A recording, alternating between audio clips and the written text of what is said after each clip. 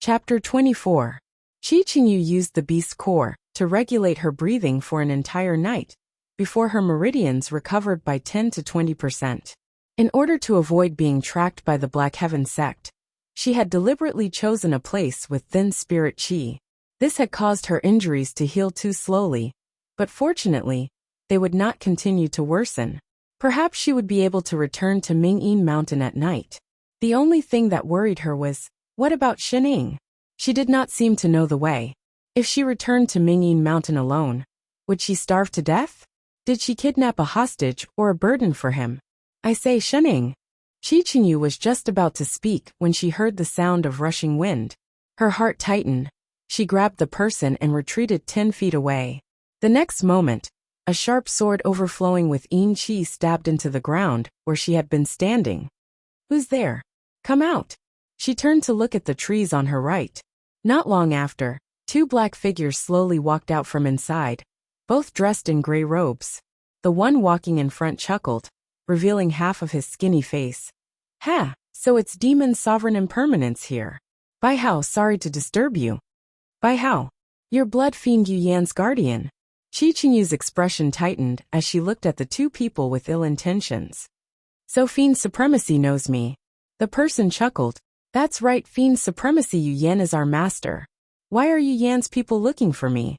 I heard that Fiend Supremacy Impermanence is a peerless beauty. Back when she was cultivating, she was the #1 beauty of the 3 sects and 6 schools. And people called her Fairy Yu. The 2 of us have always admired your elegance. Now that we are passing by, we specially came to pay our respects. Don't play this game with me. Tell me your purpose. Fiend Supremacy, you misunderstand me. Bai Hao's smile grew colder.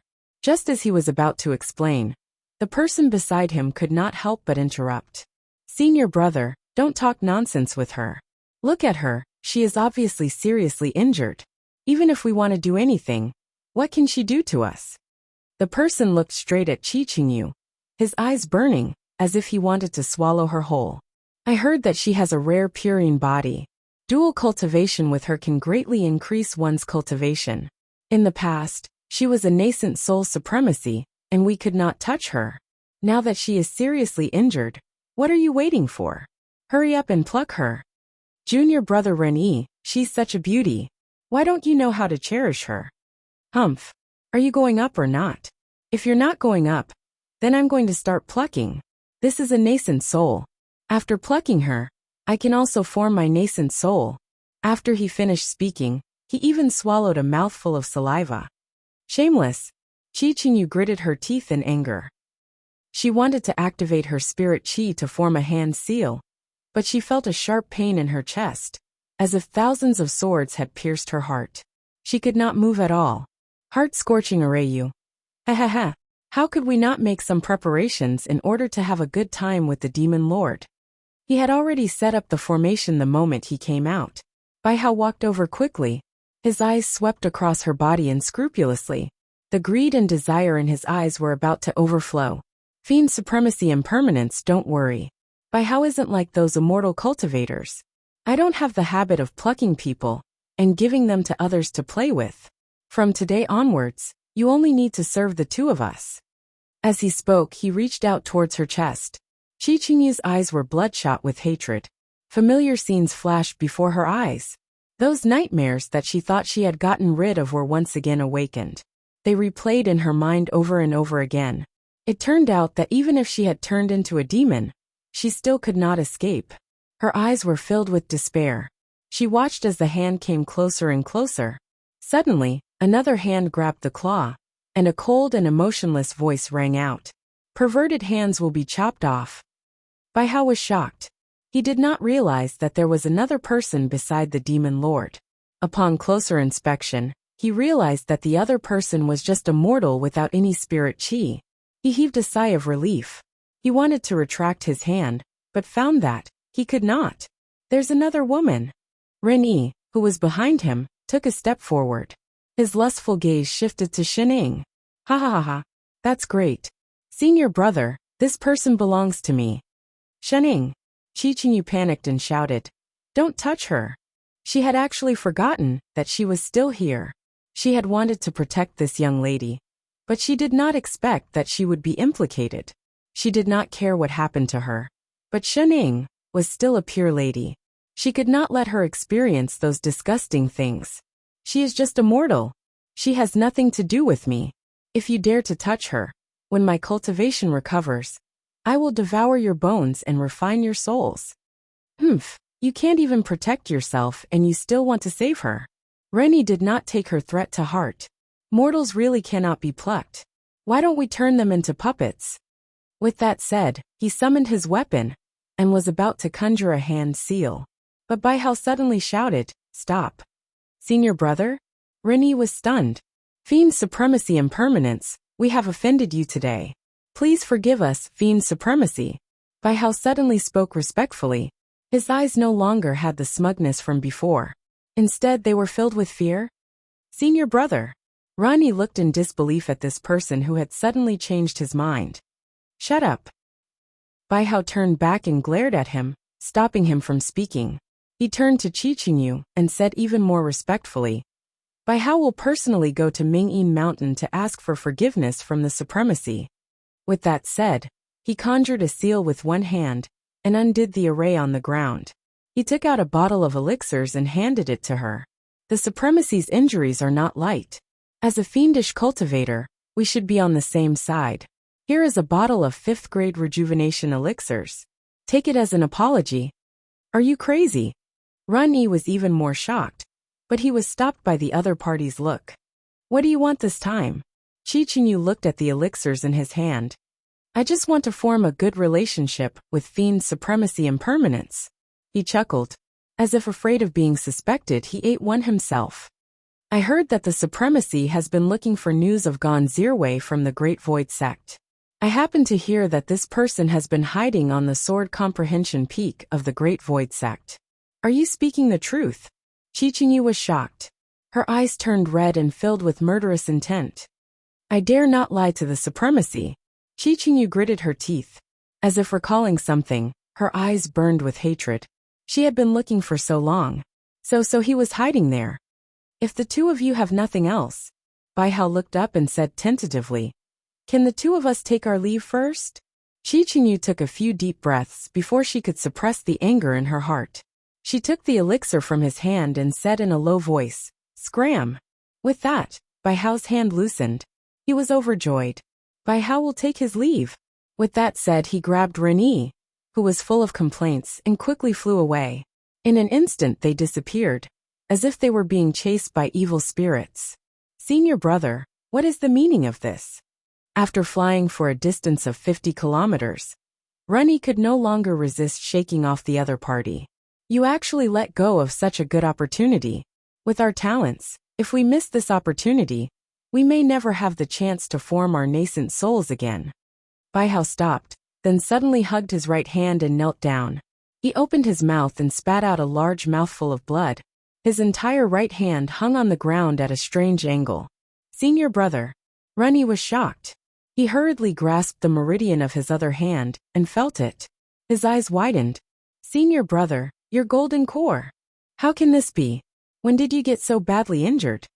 If we had stayed a moment longer, not only would my golden core have shattered, we would have both died there. How is this possible? Ren-Yi's face was full of shock. Unless Qichinyu was faking it, she wasn't injured at all. It's not her, it's the other one. As if remembering something, he suddenly shuddered. The other one? You mean? Yes. He was a 5 elements trash spiritual root, yet he was able to safely reach the peak of Gold Core Realm and maintain a position among so many devils.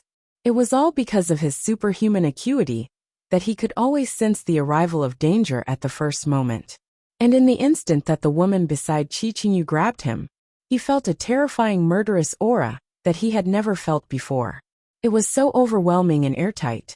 In an instant he felt that there was only one word left in his mind, death.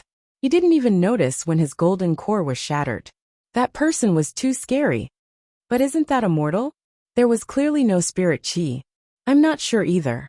Baihao clenched his still trembling hands. But that person is definitely not simple.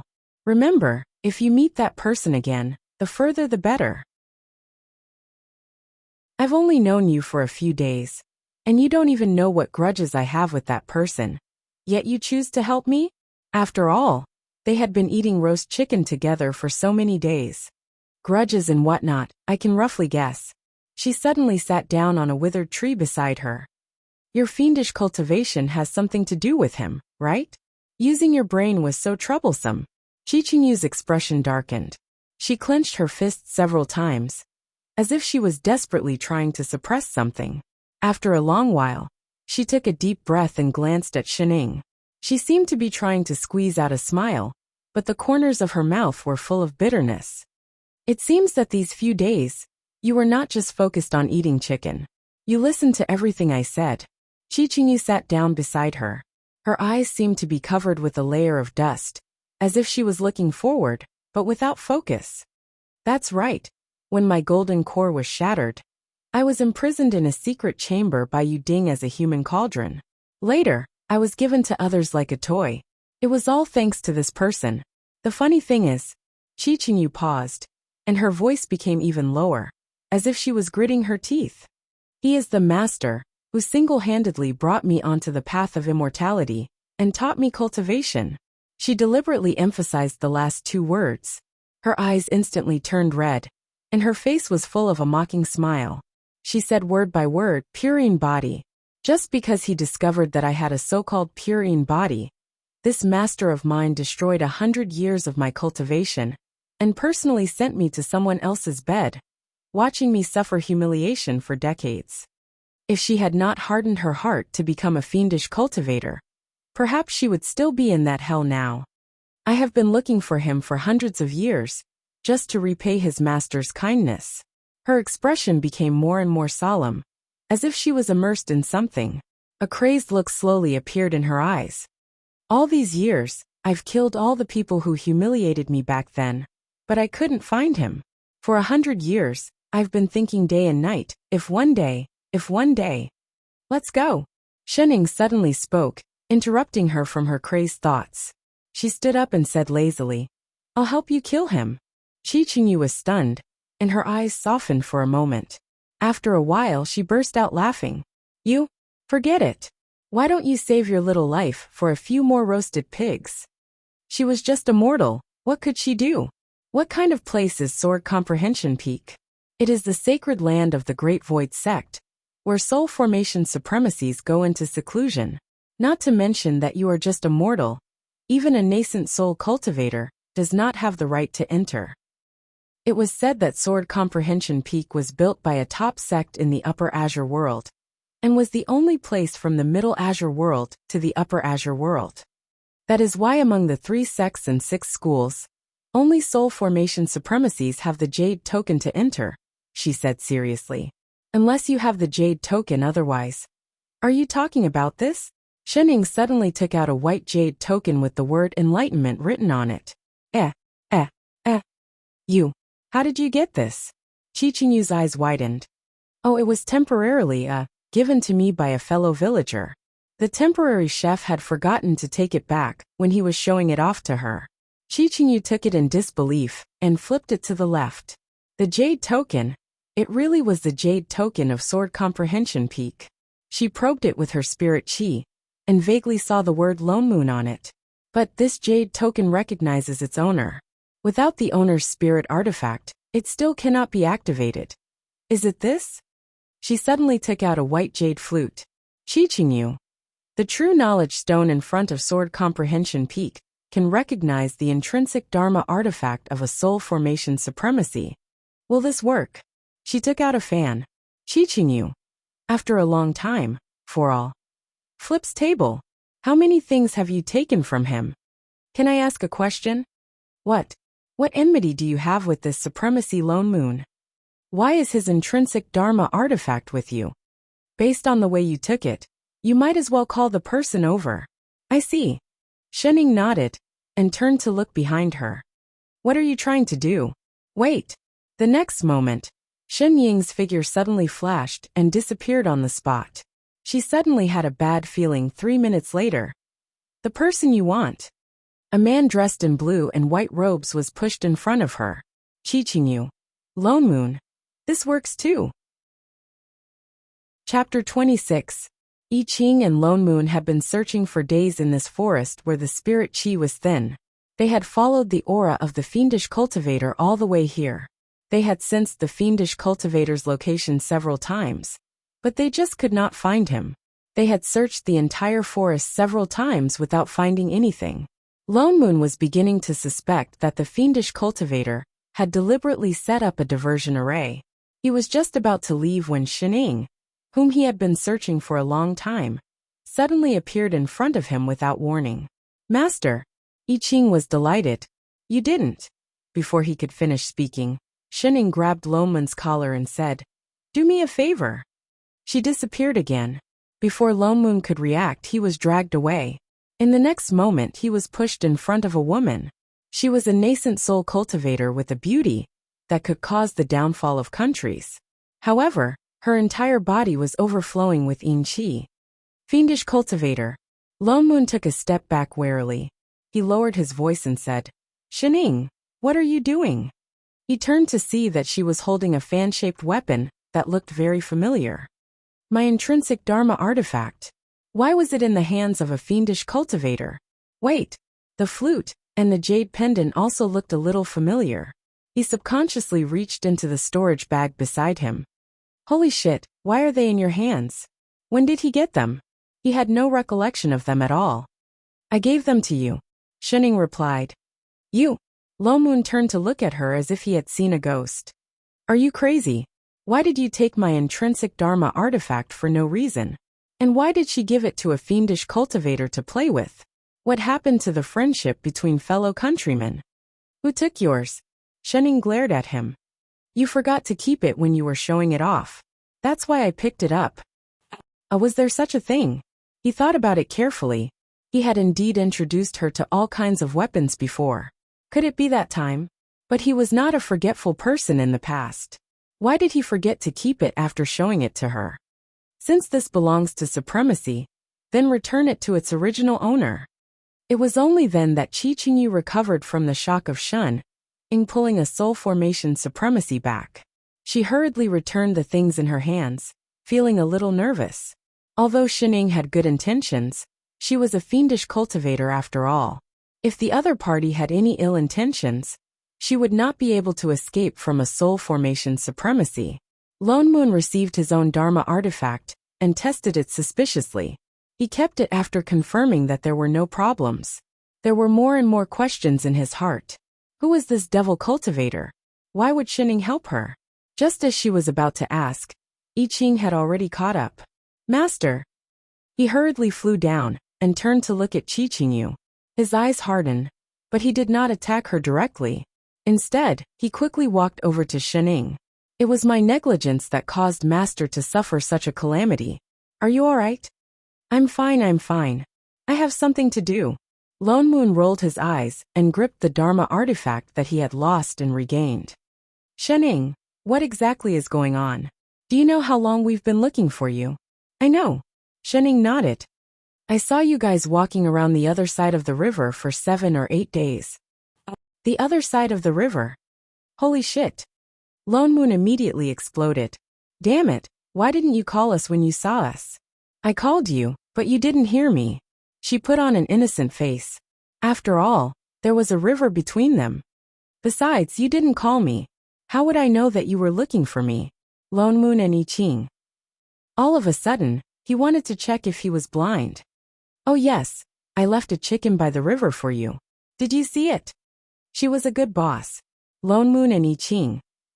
So the 5th level spirit beast on the other side of the river was left by her? He had thought that it was some idiot who didn't take the spirit beast with him after hunting it. The point was, if you could leave a chicken behind, would you die if you left a note? Alright, everything is here. It's getting late, let's go. Shining nudged Chi Qingyu and urged, we can fly now. Chi Qingyu did not react for a moment and was stunned. Go. To where? I Ching, who was beside her, obediently summoned his spirit sword and stretched out his hand. Master, your disciple will give you a lift. Thank you. Shining jumped onto the sword and said to Chi Qingyu, Sister, lead the way. Oh. Chi Qingyu looked confused as she summoned her flying sword and flew up. Lone Moon. Wait a minute. Was he the only one who didn't know what was going on? Hey, where are you going? Why didn't anyone explain? What was the relationship between Shen Ying and the fiendish cultivator? And what did she mean by everything was here? Who the hell is your thing, hey? For all. Late at night. After flying for an entire day, the three of them stopped to rest. You really want to go to Sword Comprehension Peak? Lone Moon, who had heard everything along the way, glanced at the person who was meditating on the other side of the bonfire. He turned to Shining and asked, Yes. What else? Lone Moon looked at her in surprise. I couldn't tell that you were such a righteous person. She was actually not lazy. This was not her style at all. Shining narrowed her eyes. I hate scum. Then how can you be sure that what she said is true? Lone Moon glanced at her and said in a low voice, Don't forget, she also killed Perfected Yuding of my sect. I'm not sure. Shining turned to look at him. That's why I want to go. Qi Qingyu's experience was indeed tragic. So tragic that anyone would feel sympathy for her. But they could not just listen to one person. Whether it was true or false, they would naturally find out when they went to Sword Comprehension Peak. You want to find her master and confront him? Yes. Since he had already interfered, he would investigate clearly. It's no use. Lone Moon sighed. Even if what she said is true, and that master of hers really did such a thing, so what? She won't gain anything from going to Sword Comprehension Peak, and the Grand Vacuity sect will not punish that gone fellow. She might even lose her life there. What do you mean? Shining turned to look at him with some surprise. Does this world condone rapists? Not really. Lone Moon looked a little awkward. He exchanged a look with Yi Qing, who had the same expression on his face. For a moment he did not know how to explain. After a while he said in a low voice, Because she has a purine body. And then, Lone Moon's expression became even more conflicted. Shining, do you know what a human furnace is? She was silent for a while then nodded. I can guess. Some women with poor spirit roots, or who have no hope of becoming immortals, but are rather pretty, are willing to become human furnaces in order to protect themselves. Below high-level cultivators, they will use their own cultivation to allow others to pluck them. His face was full of awkwardness, as if it was difficult for him to say it out loud. Although the dual cultivation plucking technique is not a publicly known sorcery, it is indeed beneficial to one's cultivation. However, it was indeed beneficial to one's cultivation. Therefore, it was very common for various sects and clans to raise human furnaces. Most cultivators above the golden core stage have this habit. Disguised prostitution. You mean that this world does not forbid prostitution? You can say that. He nodded. What's the deal with the purine body? The dual cultivation technique is considered unorthodox. Because everyone's spirit roots and spirit qi are different, the spirit qi that is plucked is modeled, and it takes time to combine and use it. He looked at the person opposite him. But the purine body has the ability to combine spirit qi. With such a person, the speed of dual cultivation is more than 10 times faster than others. Shen Ying's eyes narrowed. And then, the purine body is extremely rare. There may not even be one in 10 million years, Lone Moon continued. In the Middle Azure world, they are seen as natural human furnaces. Once they appear, all sects will fight for them so no one will ask if they are willing? Scum. Chapter 27. Grand Vacuity Sect. Surrounded by mountains, dozens of floating peaks hung high in the air, surrounded by immortal qi, like a fairyland. And not far to the right of the floating peak, a completely different mountain floated above the other peaks. That mountain was dozens of times smaller than the other floating peaks, but it was wrapped in a layer of transparent barrier. And on the top of the floating peak, there was a beam of light that reached the sky. Sword Comprehension Peak is in front. Lone Moon pointed at the floating peak wrapped in a transparent ball and frowned. He still looked at Shunning disapprovingly and said, Although I haven't heard of any soul formation cultivators entering the peak recently, there are 3 soul formation supremacies guarding the passageway to the Upper Azure world in Sword Comprehension Peak. Once you enter the peak, you will be detected by them. You have to think carefully. Are you sure you want to barge in now?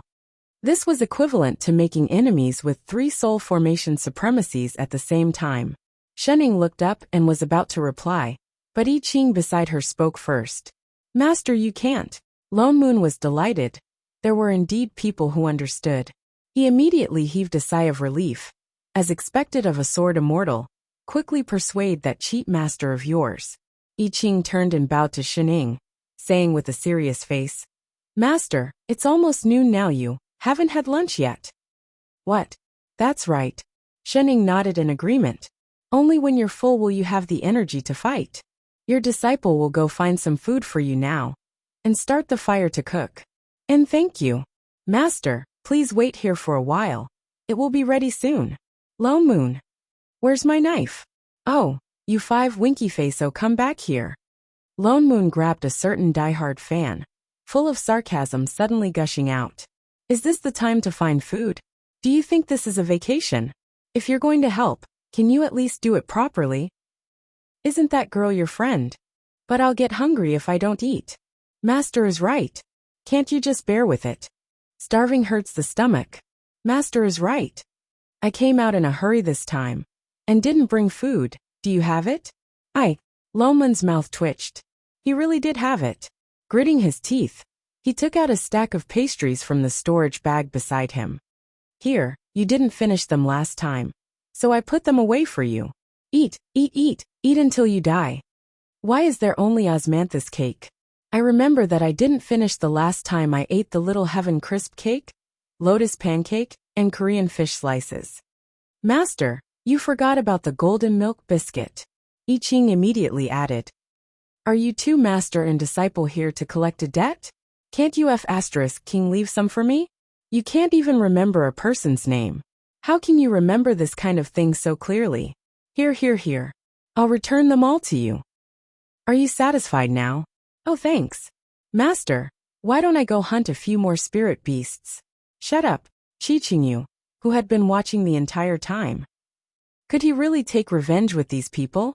Although Sword Comprehension Peak belonged to the Grand Vacuity sect, it was a Dao field for soul formation cultivators. Moreover, there was a passageway leading to the Upper Azure world. On the other hand, ordinary disciples rarely came here. Finally, after eating and drinking to their heart's content, the group arrived at the bottom of Sword Comprehension Peak without much effort, and without alerting the Grand Vacuity sect. Compared to what it looked like from the outside, the spirit chi of the entire peak was much denser. They could even faintly see a floating palace at the top of the mountain. This is as far as I can send you. Lone Moon looked up at the peak and said, If you go any further, you will be discovered. I am a disciple of the Black Heaven sect after all. Most people in the Grand Vacuity sect have seen me before. It would not be appropriate for me to follow you up. If he was discovered, it would be a problem between the two sections. Thank you for your help, Supremacy. Chichinyu stepped forward and bowed seriously. You don't have to thank me. I'm not helping you. Lone Moon turned and glared at her. He continued, This is an exception. You are a fiendish cultivator after all. If it were any other day, I would not have shown mercy. What's more, this matter has not been settled yet. Chichinyu clenched her fists by her side. I understand what supremacy means. Hey foodie. Lone Moon ignored her. Instead, he nudged Shening and said, I have to make a trip to the Grand Vacuity sect and delay those old fellows. I will try my best not to let them find out that someone has entered Sword Comprehension Peak. You guys better hurry up. All right. Although this Sword Comprehension Peak is not big, it is not easy to find someone. You better split up. Oh yes. He turned to look at Chichinyu. What does the person you were talking about look like? Do you have an image? Frowning, Chichinyu took out a round white stone and conjured a hand seal. Immediately, the image of a man appeared on the stone. He was dressed in white and looked well-mannered, like a gentleman. Lone Moon took the round stone from her hand and conjured a hand seal. He took out a few talismans and said, Take this. This is a tracking talisman. I have already locked onto this person's aura. It will be easier for you to use this later. With that said, he added worriedly, Remember, do not expose your identity as a disciple of the Black Heaven sect. I do not want to be accused of colluding with a fiendish cultivator. Shening looked up, then at the talismans he was handing over. She shook her head and stuffed them back. There's no need. No need. Lone Moon glared at her. Can you find someone with just your eyes? Do you think that gone guy is an idiot who would jump out of his own accord for you to beat up? Just as he finished speaking, a voice suddenly sounded from behind him. Who are you? How dare you trespass on Sword Comprehension Peak? Lone Moon paused and turned to look at the person who had suddenly appeared behind him. He stared blankly at the image on the round stone, then lowered his head again and looked again. Holy shit, this is possible. He really was an idiot. Gone Zirway. Qi Qingyu did not expect to find someone so quickly. Her eyes turned red as she stared at the person opposite her. It's been 500 years. Do you still recognize me?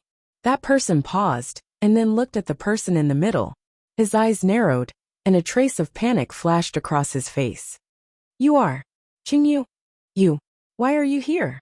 Qi Qingyu snorted, her eyes filled with hatred. Of course you don't want me to be here. It's been 500 years.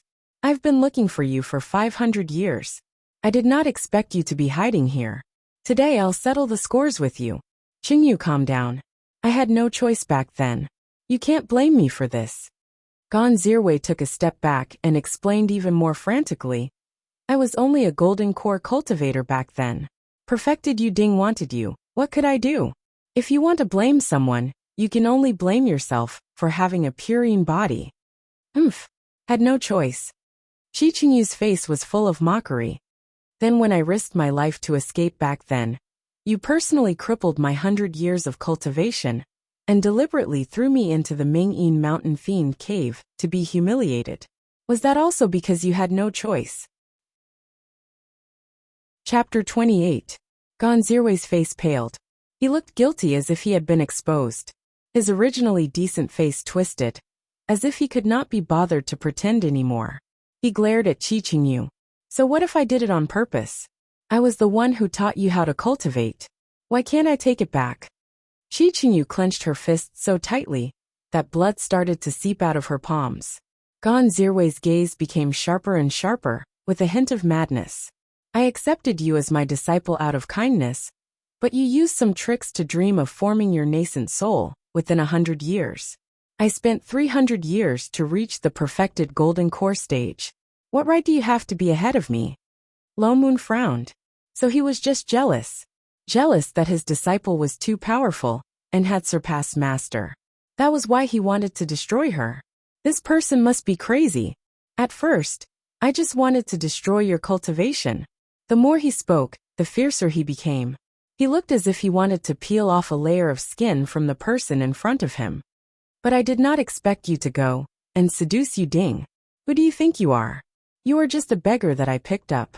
You are not fit to stay by his side. There's a story. Do you know why I named you Qingyu? Qingyu. Isn't it what a purine body like you should be receiving? You knew from the start that I had a purine body. So what if I knew? You were the human cauldron that I prepared for Yu Ding. I taught you to cultivate so that spirit qi could be absorbed more easily.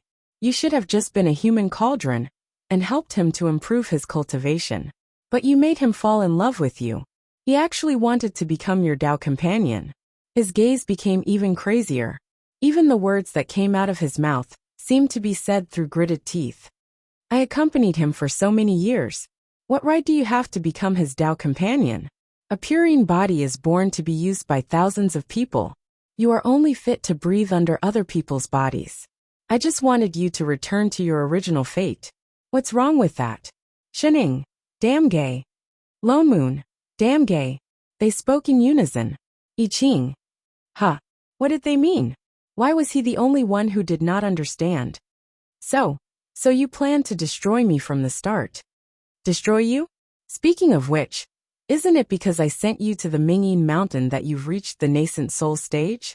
Shouldn't you be thanking me? You, stop. Don't be noisy. Shening took a step forward and looked back and forth between the two of them. With a serious expression she said, We're both adults. What can't we just stop and have a good fight to solve it? Could they not just talk?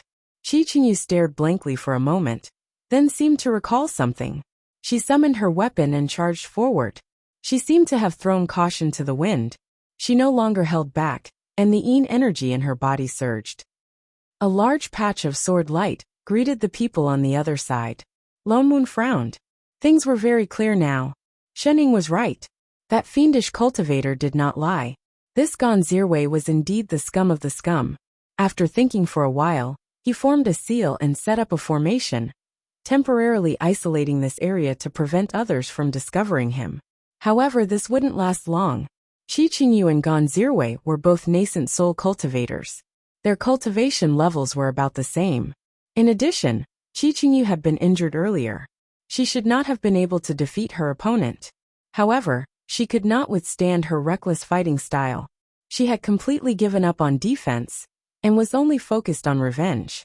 What's more, fiendish cultivators had more tricks up their sleeves than immortal cultivators. In a short while, Gonzirwei was losing ground. He was being forced into a corner. This could not go on. Loman's expression darkened. Just as he was about to activate his spirit qi to end the battle quickly, Qi Qingyu suddenly shouted, "Don't come over." She spat out a mouthful of blood and glared at the person on the other side, who was also in a sorry state. "Thank you for your kindness, but I want to take revenge with my own hands." With that said, she attacked again. Loman's foot paused for a moment, but he retracted it after a while.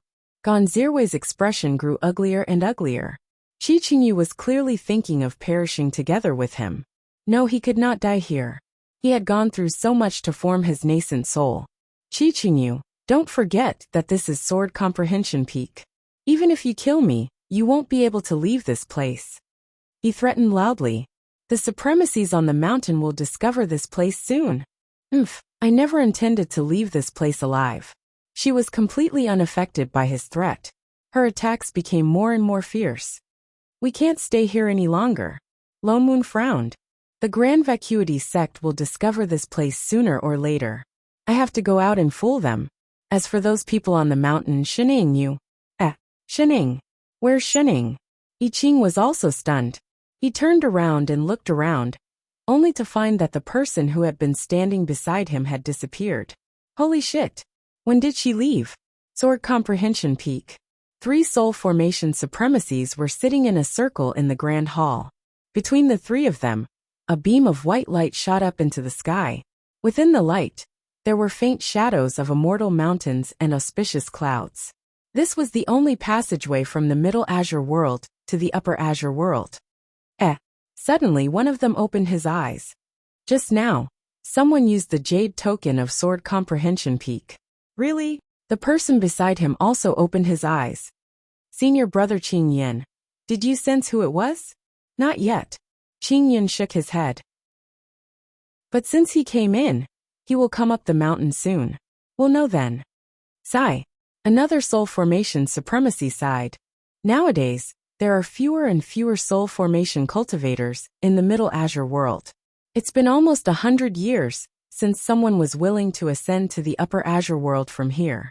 Now that the spirit chi is thin, it's normal for this to happen. Qing Yin also sighed. Anyway, our mission is to bring fated people to the Upper Azure world. That would be considered as fulfilling the Master's instructions. It doesn't matter how many people there are. It's quality, not quantity. If it's someone with mediocre qualifications, I'm sure the Master will not be satisfied. Why should I be so anxious?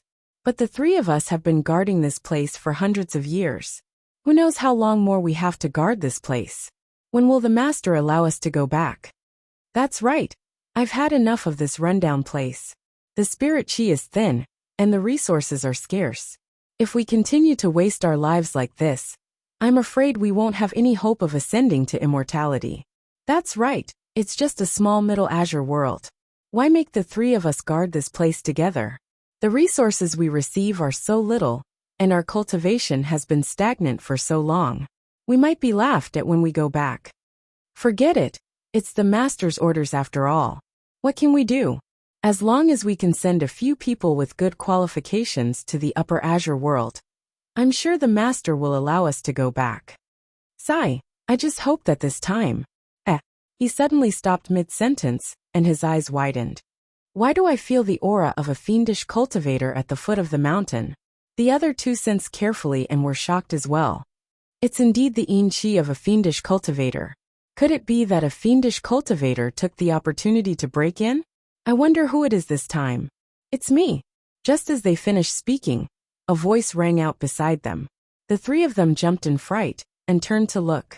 Only then did they realize that there was a girl in green, sitting beside Qing Yun. She was sitting cross-legged like them, one hand supporting her chin, as she looked at them with a bored expression. Who are you? Qing Yun jumped up and took a few steps back. They had not even noticed that there was someone else beside them. When exactly did you sit here? Since you guys complained about how much work you had, and how you didn't get a commission. She shrugged and waved at the three people, who were retreating further and further away. What are you afraid of? I'm not your boss. My name is Shening. Come sit. I have something to ask you. The three of them became even more wary.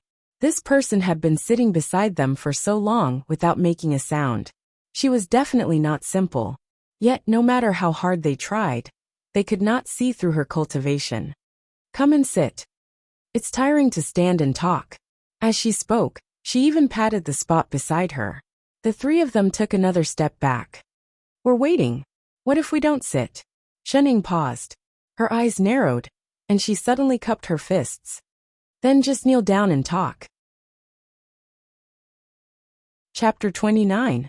By the time Lone Moon returned, Chi Qingyu's side was already done. The previously arrogant Gonzirwei was no longer breathing. Chi Qingyu was also covered in wounds. She did what she said she would. She took revenge on her own with a burst of anger, not asking for the slightest help from others. When the other party took his last breath, her already tottering body seemed to finally relax. She directly fell to the ground, and the blood-stained sword in her hand also fell to the ground. Oh, it's done. Shening, who had just returned, nudged the person beside her and said suddenly, Holy shit. Lone Moon jumped and took a step back. Where did you go just now? I went up the mountain. Shening pointed to the top of the mountain. Lone Moon paused and suddenly thought of something. The corner of his mouth twitched. For some reason, he did not want to ask her what she had done. What did the Grand Void sect send out? I Ching looked outside the mountain and asked. From the beginning, he had sensed a lot of noise coming from outside Sword Comprehension Peak. Oh! I told their sect master that they disappeared after chasing the fiendish cultivator all the way here. They suspect that a fiendish cultivator spy has infiltrated the Grand Void sect. Lone Moon said seriously. They are now busy gathering disciples to find a spy, so no one will come to Sword Comprehension Peak for the time being. While there is no one at the foot of the mountain, we will sneak out later. You lied to them? Shening looked up at him. Even I Ching turned his head in surprise. I didn't expect you to be such a supremacy. Why are you looking at me like that? He rolled his eyes at the two of them. Am I not wiping your ass for you? No matter what, we are all from the Black Heaven sect. Can't we make up a reason to come to someone else's mountain to find trouble? With that said, he snorted and turned to look at the person who was still lying on the ground, covered in blood. He could not help but frown. On the other hand, Chi Qingyu suddenly picked up the sword on the ground, and struggled to stand up with the help of the sword hilt. She staggered towards them, and with every step she took, the grass beneath her feet was stained with blood. After much difficulty, she walked to a position 5 steps away from them and knelt down. Many thanks to the three of you for helping me take my revenge. She raised her head and smiled at them as if a heavy burden had finally been lifted from her shoulders. I have no more regrets in this life. I'm willing to follow the Venerable One back to the Black Heaven sect and await my judgment. No matter how your sect deals with it, Chi Qingyu will have no complaints. At the end of the day, she was a demonic cultivator. Good and evil could not coexist with each other. Moreover, she had killed a hall master of the Black Heaven sect. No matter what the reason was, as righteous cultivators, they had to capture her and bring her back. Her entire life had been ruined by celestial cultivators, and she had suffered all sorts of humiliation. That was why she had abandoned her Tao and entered the demonic path. She hadn't expected that in the end, the one who had helped her was also a celestial cultivator. All these years, She had lived to seek revenge on Gonzirwe.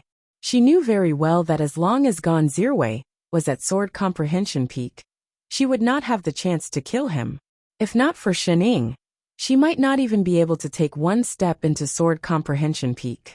Actually, from the moment she set off for Sword Comprehension Peak, she did not plan to return alive.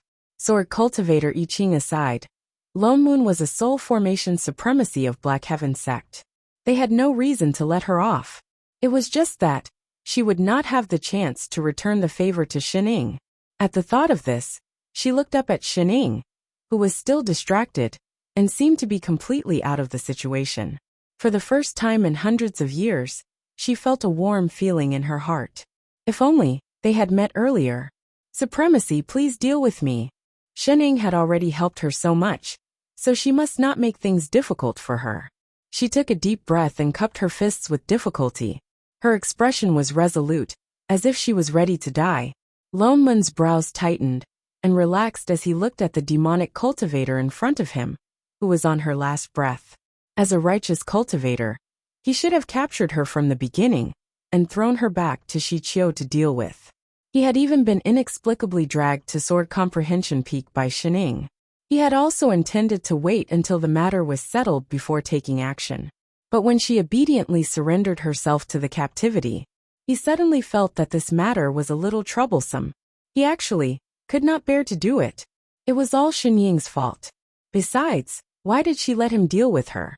Why didn't she go and ask that foodie? I came out this time to find someone, not to exterminate demons. He snorted coldly and turned his head away. Supremacy. Chi Qingyu was shocked. She looked up in disbelief. He was planning to let her go. I have so many things to do every day. I don't have time to care about your business. He glared at her. However, if you dare to hurt the innocent in the future, I will not be merciful. Chi Qingyu was stunned. Her expression changed several times. Her eyes were watery as she bowed deeply to him. Thank you, Supremacy. Qingyu will remember. Lone Moon turned to fly on his sword, but he met two pairs of meaningful eyes. What are you looking at? He suddenly felt his heart clench. He turned and glared back. Do you have any objections to the way I handled this? No. Shening shook her head. Then why aren't you leaving? Are you waiting to be caught? He looked even more ferocious. Isn't this all because of you? If not for the fact that we are from the same hometown, do you think I want to meddle in this matter? He was a dignified soul formation supremacy of Black Heaven sect. It was not easy for him to abuse his authority. Oh, your head. Hurry up and leave. 3 days later. Shening, what did you do at Sword Comprehension Peak that day? Lone Moon could not help but ask. After all, Chi Qingyu had been dealing with Gonzirwe for a long time. She was also a fiendish cultivator. There were 3 soul formation cultivators on the mountain. It was impossible that none of them had noticed her.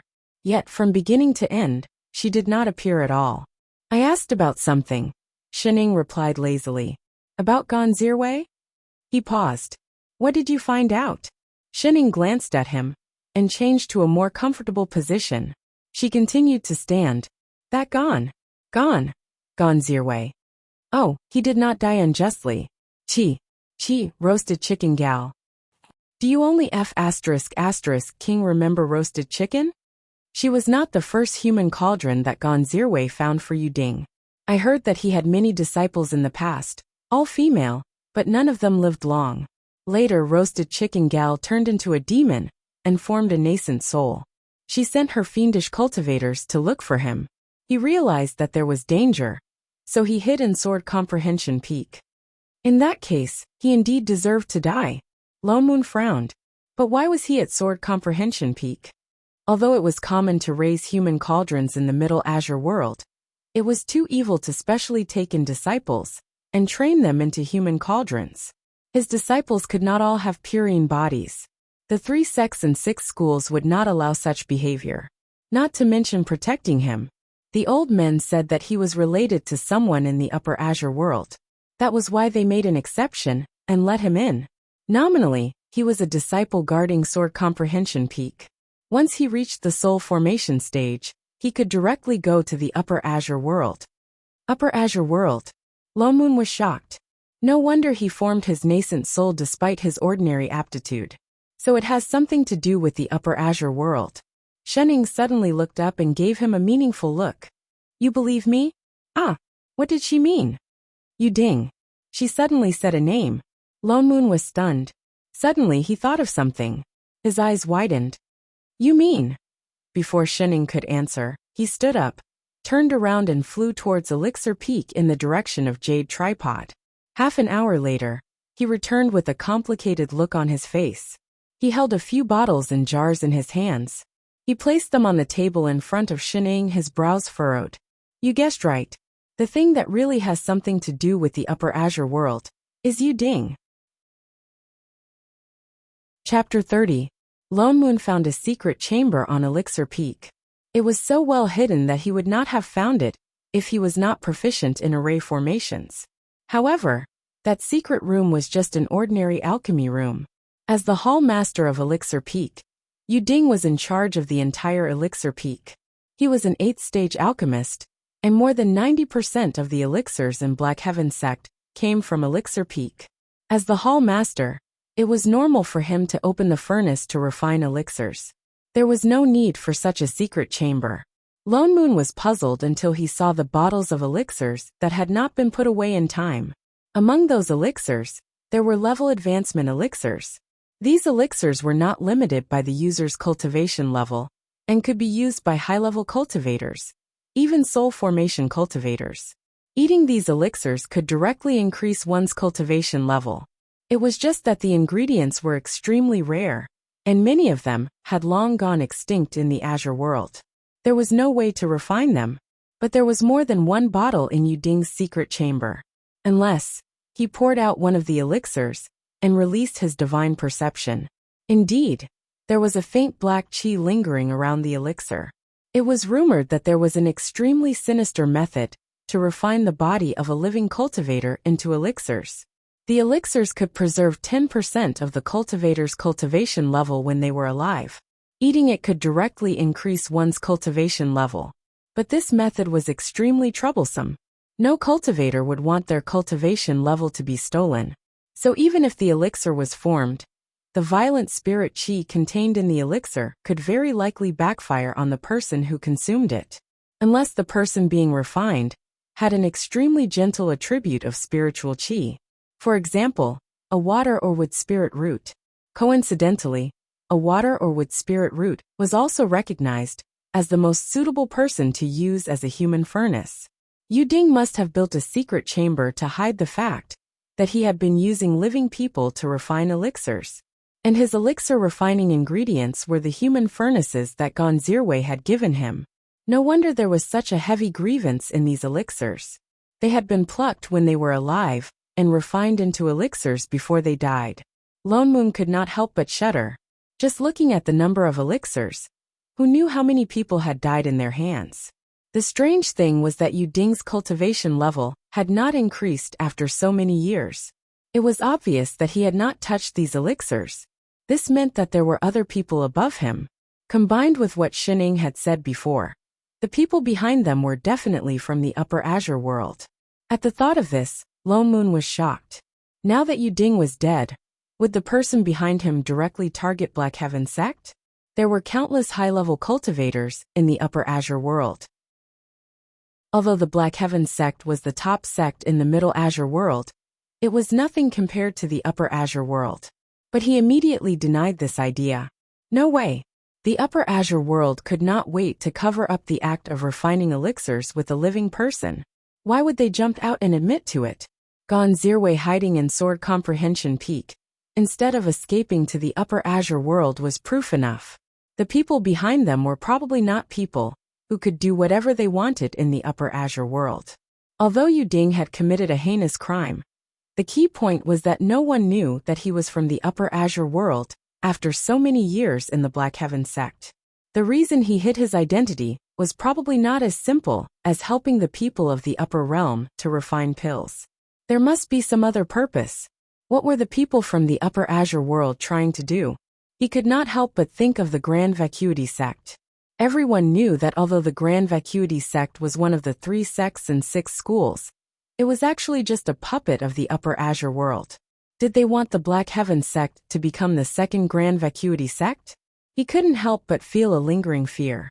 Fortunately, he had discovered it in time. He didn't expect that a fiendish cultivator would be involved in so many things. At first, they thought that Shening was just taking pity on the fiendish cultivator and dragging them along. Who would have thought that there would be such a big surprise hidden behind? Shening usually looked like an unreliable person, but her thoughts were so sharp and to the point. Shening, could it be that you already guessed that there was something wrong with this? For the sake of Black Heaven sect, where is he? Before he could finish his sentence, he realized that the person who had been sitting in front of him had returned to his room and was holding a green leaf with a look of disgust.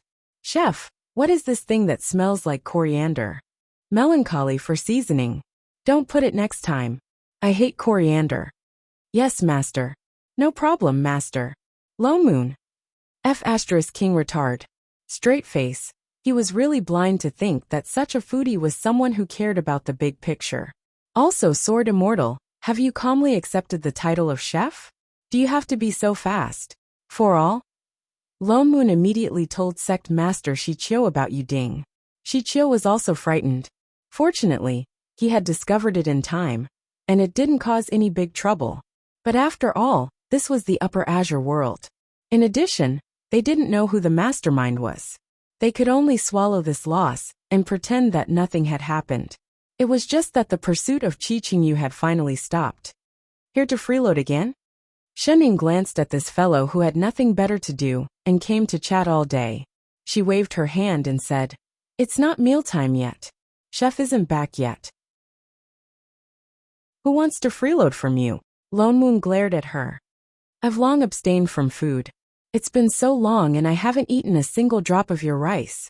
I have. The corner of Lone Moon's mouth twitched. He suddenly remembered something.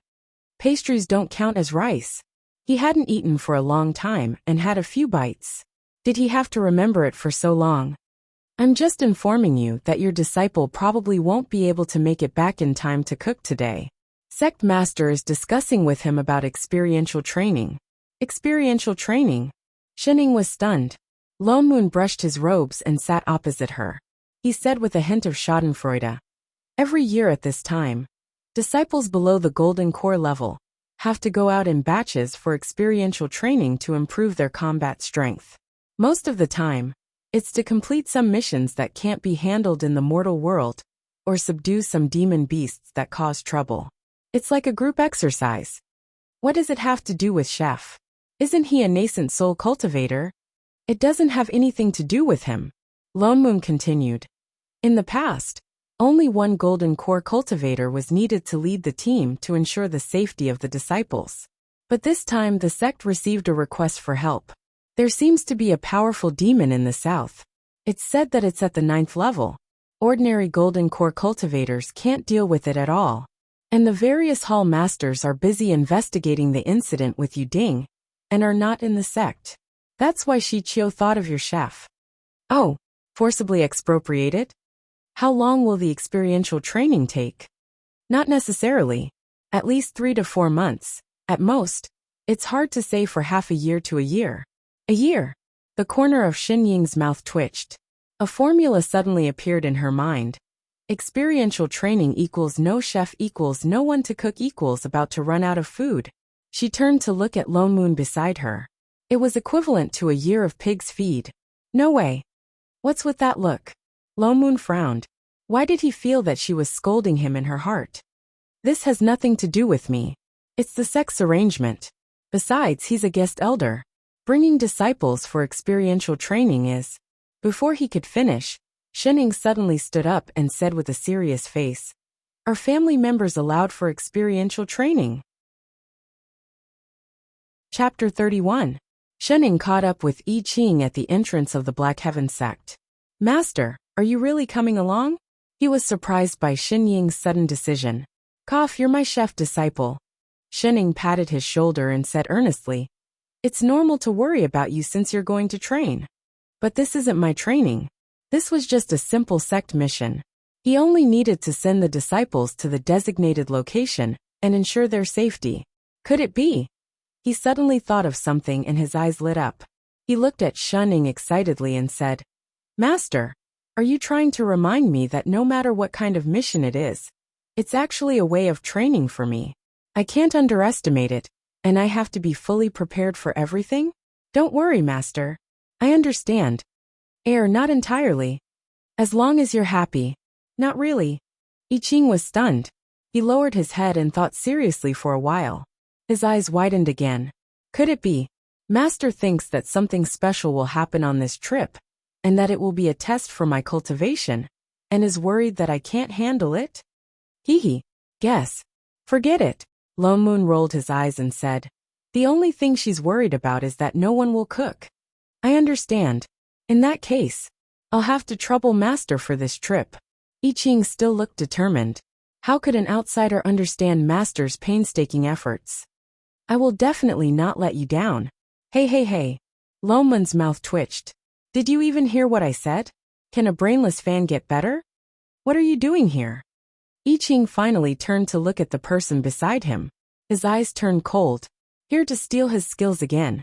Lone Moon's heart turned cold and his stomach ached. Sword Immortals didn't even call him supremacy anymore. Wasn't the difference too big? Why? She can go but I can't? How could he treat her so differently? I saw that this trip is dangerous, and came to protect these little disciples out of kindness. Can't I? He was so bored now that she was gone. I Ching's expression turned even colder. But he really had no reason to stop him.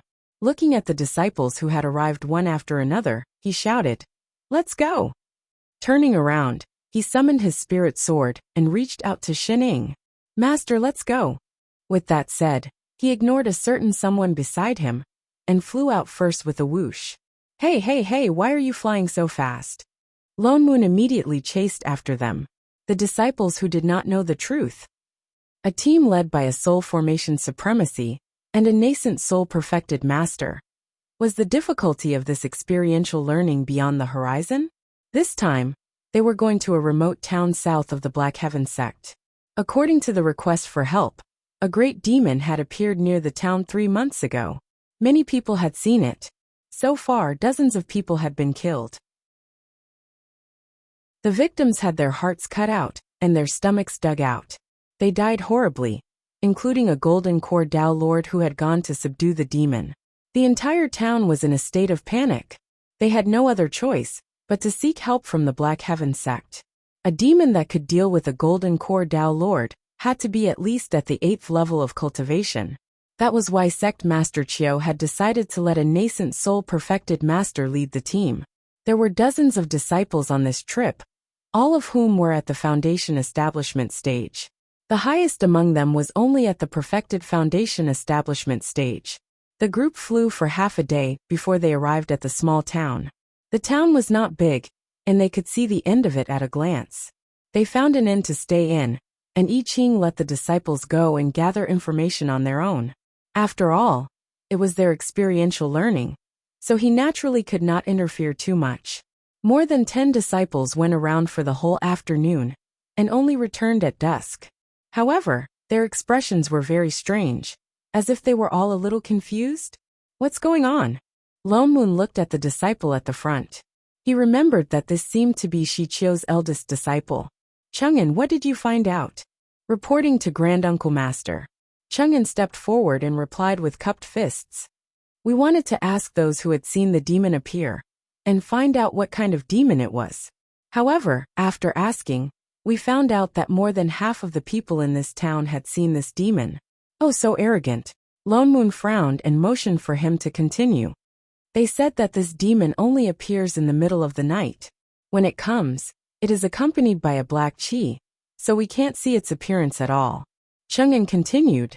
The silk shop, winery, in the west of the town, the bookstore in the east of the town, the rouge shop, and even the hunter's house at the end of the street. The demon has broken into all of them. It seems that the demon has been wreaking havoc here for a long time.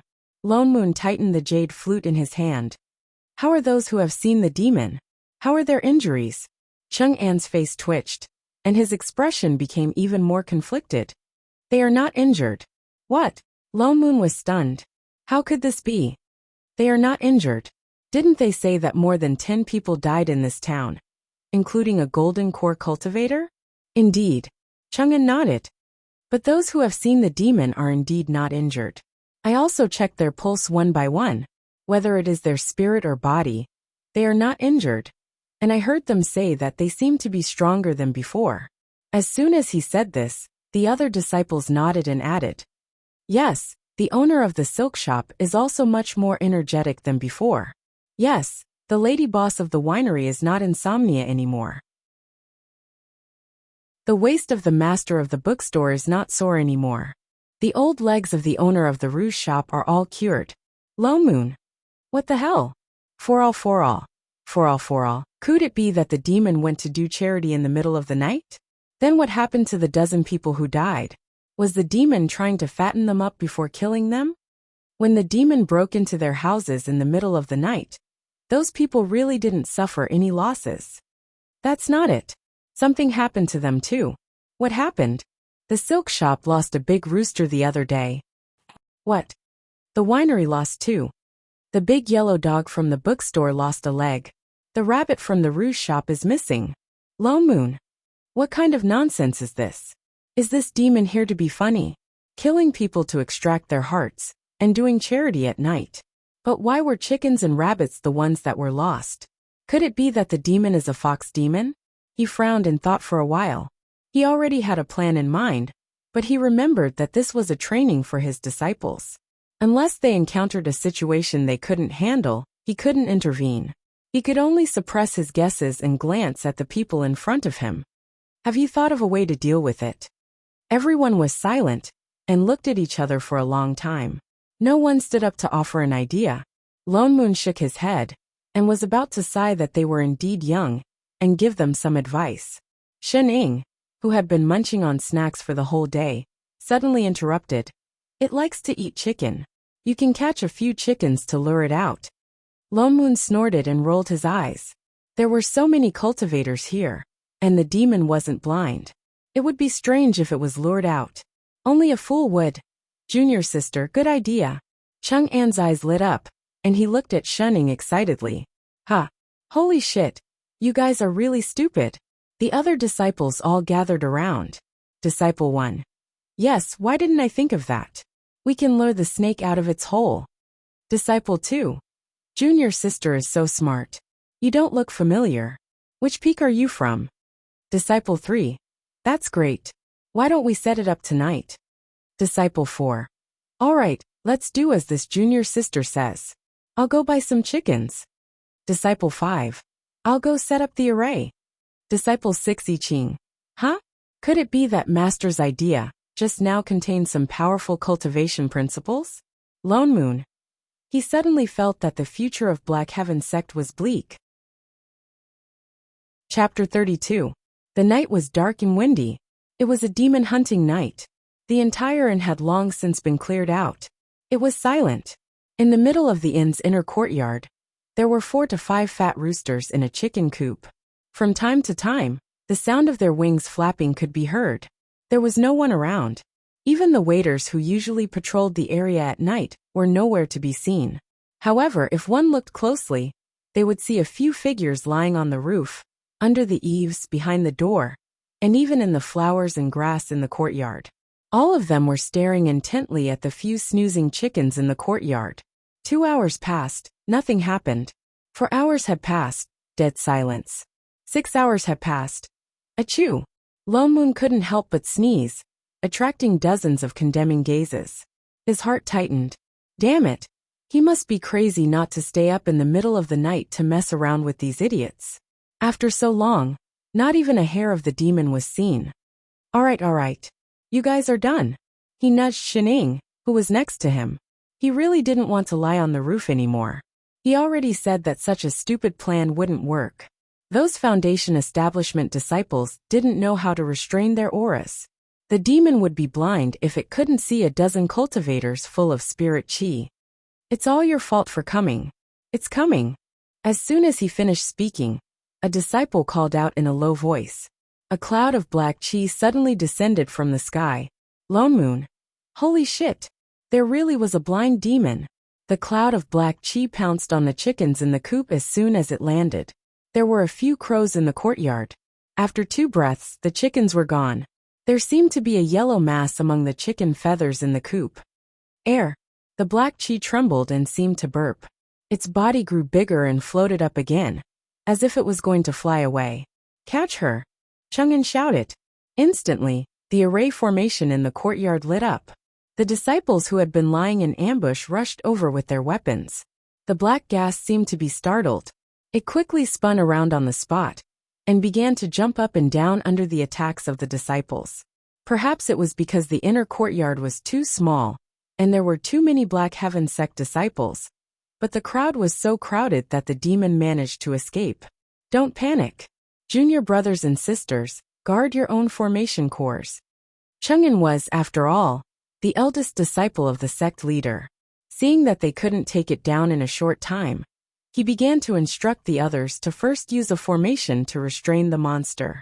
Only then did the chaotic disciples retreat.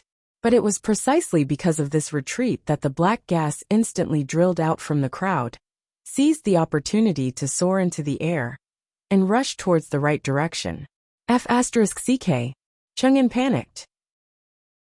He looked up and saw that the mass of black gas had already rushed out of the range of the array and was flying directly to the right.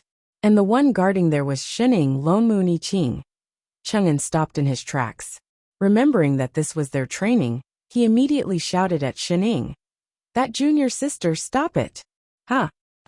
Shining paused. The ball of black chi was already right in front of her.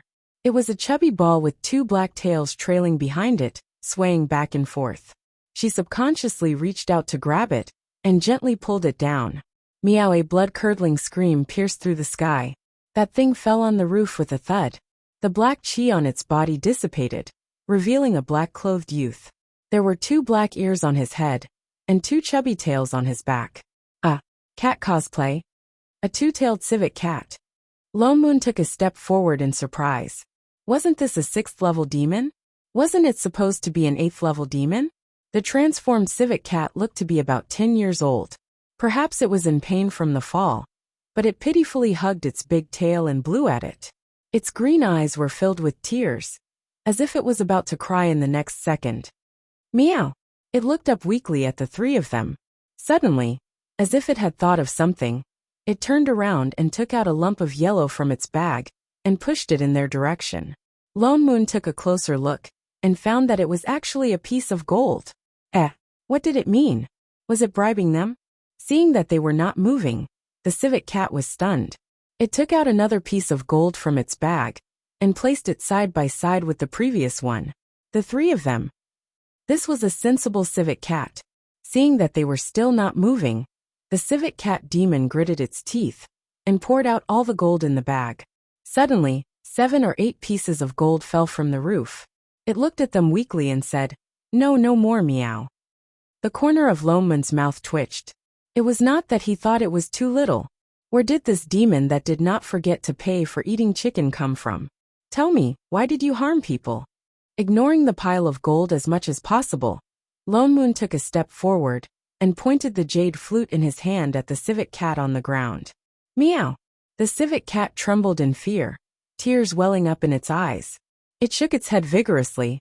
Exalted immortal, have mercy, meow. I didn't do it. Although I'm not a vegetarian, I'm a pure house cat. I've never harmed anyone, good meow meow. Don't even think about quibbling. Lonmun's voice deepened. Do you dare say that the chaos in this town was not caused by you? I ate a few chickens secretly. That was because I was hungry, meow. The civet cat cried even louder, its face full of grievance. But I paid for them. Really, I didn't harm anyone.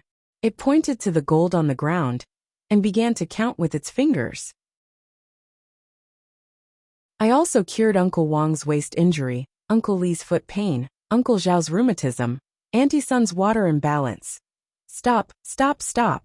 What nonsense, a little civet cat demon like you knows quite a lot. Then how do you explain the dozen or so people who died in the town?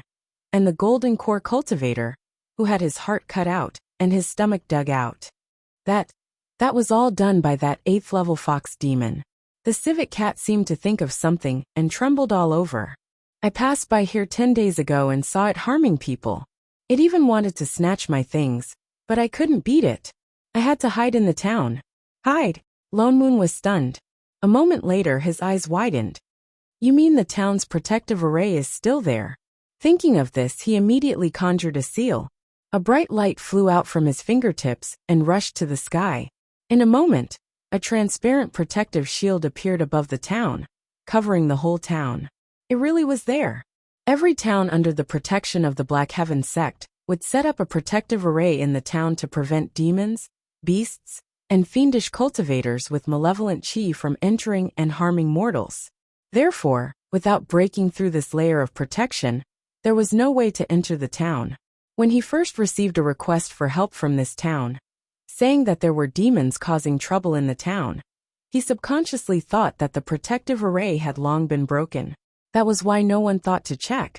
But he did not expect it to still be there. And the reason why this civet cat could enter was probably, as it said, that it had never harmed anyone. That was why there was no trace of malevolent chi on its body, and it did not trigger the array. Chapter 33. There's really another 8th level fox demon? Meow meow meow. The civet cat nodded vigorously. Then you came out so late at night to scare people. Don't tell me. You're trying to stop people from going out of town, in case they encounter the fox demon? Meow meow meow. It nodded frantically. They'll be caught by the fox demon if they go out.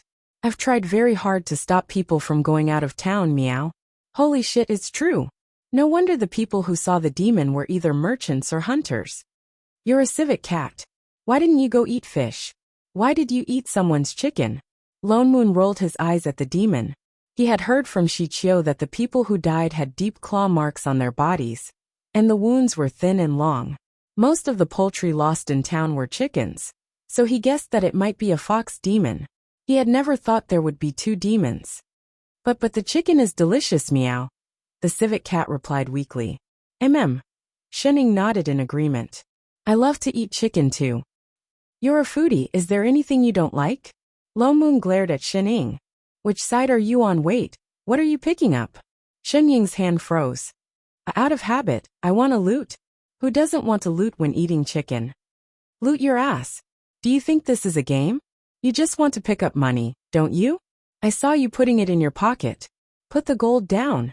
Tisk, stupid teammate. What did you say? I dare you to say it again. Master. I Ching silently stepped forward and reminded him. Gold is meaningless to cultivators. Lone Moon heaved a sigh of relief. Fortunately, the intelligence of a sword immortal was still there. Cultivators all use spirit stones for transactions. Why don't? He suggested seriously. Let the civet cat exchange it for spirit stones. Good idea. Lone Moon. Enough. Are the 2 of you here to subdue the demon, or to extort? On the first day of the trial, the demon was caught, but the matter was not resolved. Lone Moon had a headache. An 8th level fox demon was equivalent to a late-stage golden core cultivator. It was obvious that this batch of disciples could not deal with it. That demon could only be dealt with by him or I Ching. But the outside world was so big. Where could they find a fox demon? What does that fox demon want from you? Shening, who was squatting by the side and watching the show, suddenly poked the civet cat beside her. The civet cat stiffened for a moment. It had been trying its best to appear well-behaved, and the only thing missing was the word, house cat, written on its face. Its upright body tilted slightly, and its expression became flustered. Its big round eyes darted left and right, looking as if it wanted to say something but didn't dare. Lone Moon's expression turned cold. Only then did he remember this problem. That's right. The civet cat had said that it had entered the town to prevent the demon fox from stealing its things. What was so special about it that even a rank 8 fox demon had to snatch it? Tell me honestly, what do you have on you? The civet cat shuddered at the look in Lone Moon's eyes. He hesitated for a moment before gritting his teeth and saying, I'm actually acting on the orders of our clan leader, to congratulate the Myriad Demon King on his advancement. What the fox demon wants to snatch is my congratulatory gift, the violet glowing lingji. Violet glowing lingji. Lone Moon was shocked. That was a supreme grade spirit herb that matured only once in 10,000 years. Not only was it a divine healing medicine, but it could also be used to refine a 9th grade nascent formation pill, which could increase a cultivator's chances of forming a nascent soul by 50%. Even the Black Heaven sect might not be able to produce 1 or 2 stalks of it. So the fox demon wanted to refine a nascent formation pill to become a rank 10 demon king. Was that why it wanted to snatch it? Then why did it kill people and take their hearts? Also, when did the demon realm have a myriad demon king? Ordinary demon kings were all rank 10, which was equivalent to the nascent soul stage. The myriad demon king was rank 12, which was equivalent to the soul formation stage. Great immortals, I really have no choice but to meow meow. Please let me go. The civet cat kowtowed heavily to the few of them. The myriad demon king's advancement ceremony is in 7 days. If I'm late, our clan leader will skin me alive. Alright, we don't want to interfere in your business. Lone Moon did not want to be entangled with this little civet cat demon anymore. He waved his hand and said, "On account that you didn't hurt anyone, let's go. You're not allowed to go out at night and scare people anymore. As for that fox demon, I'll go and settle the score with it. Wait a few days before you leave the town, in case you get robbed again." "Thank you, great immortals." The civet cat nodded obediently. "Don't worry, everyone. I've already hidden the gift. Even if the fox demon enters the town, it won't be able to find." Before it could finish speaking, there was a rumbling sound from above. The entire sky above the town suddenly distorted. There was a crack. The transparent array that was originally covering the sky suddenly broke into thousands of pieces, turning into specks of fluorescent light that fell down. Protective array. Lone Moon was shocked. Someone had forcibly broken through the array. "There's demonic chi." I Ching frowned. After saying that, he turned and flew toward the east side of the town on his sword. Could it be that the fox demon has come? "Sheneng, help. Where's she?" Lone Moon was just about to instruct her to keep an eye on the other disciples when he realized that the person who had been sleeping beside him just now had disappeared. And she even took the civet cat with her. Holy shit, when did she leave? Lone Moon looked in the direction of the demonic chi. He had no choice but to raise his hand and set up a few layers of array to protect the entire inn. Then he turned to the disciples and said, "You guys wait here for a while. Remember not to walk out of the array easily. We'll be back soon." With that said, he flew in the direction I Ching had gone. The place they were going was not far. It was just at the east side of the town. It was originally a deserted place, overgrown with weeds, but there was a dry well in the middle of it. At this moment, a red shadow flew out of the dry well. It was very tall, and its red fur was so red that it looked like it had been dyed with blood. Its 9 fiery red tails were waving wildly in the air. It was actually the 9-tailed blood fox. I Ching's sword flew out first, directly intercepting the blood fox's escape route. Meow's gift. A cry of surprise came from behind. I Ching subconsciously looked back, only to find that Sheneng had also come over with the civet cat. Taking a closer look, the fox demon was indeed holding a rectangular box in one of its tails. The fox demon had done this on purpose. It had long discovered that they had entered the town and knew where the civet cat had hidden the treasure. So, it had beaten them at their own game. It had let the civet cat distract their attention, then took the opportunity to break through the protective array and come in to steal the treasure. However, it probably had not expected that there would be nascent soul or even soul formation cultivators here. That was why it had been discovered. Roar! That huge blood fox suddenly roared. Ignoring the sword array that I Ching had set up, it swept its 9 tails directly towards the sword peak. 2 of its tails were instantly cut off, but it still managed to forcefully rush out of the sword peak and escape into the distance despite being drenched in blood. I Ching was stunned for a moment.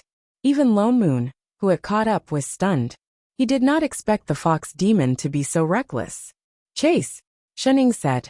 She was the first to run in the direction of the fox demon. Her figure flashed, and by the time she reacted, only a trail of dust was left behind. Only then did the remaining two people chase on their swords. They could still faintly see the figure in front of them, so fast that it was almost impossible to catch up with it. Lone Moon. She was running, right? She was really running, right? If she could run so fast, why did she usually have to rub against other people's swords? I Ching. Master is indeed worthy of being called the civet cat. Why did she have to drag him along? No, I'm going to vomit, blarg. Chapter 34. Instead of saying that I Ching and Lone Moon were chasing the fox demon, it would be more accurate to say that they were chasing Shening, because her speed was too obvious. They only stopped when they reached the entrance of a cave. Shening was just standing at the entrance of the cave. In a daze? The fox demon hid in the cave? Lone Moon flew down and asked, "Why don't you go in?" Shening turned and glanced at him. She was expressionless, but Lone Moon could see the contempt in her eyes. Don't you think there are a few words written at the entrance? Words? What words? Lone Moon looked confused, but she reached out and pointed at the entrance of the cave. There's a trap, come quickly. Air. Indeed, the fox demon clearly knew that someone was chasing it. It could have hidden anywhere, but it ran into a cave that looked like a dead end. Nobody would believe that there was no preparation inside. Then what should we do? There's no other way. Lone Moon frowned. We can't let the fox demon refine a nascent formation pill. Otherwise, it will become a demon king after eating it, and it will be even harder to deal with. Master. I Ching stepped forward and suggested, "This cave doesn't look deep. Why don't I use a sword array to force it out?" Huh. Sword array? There was such a sword array. Shening nodded.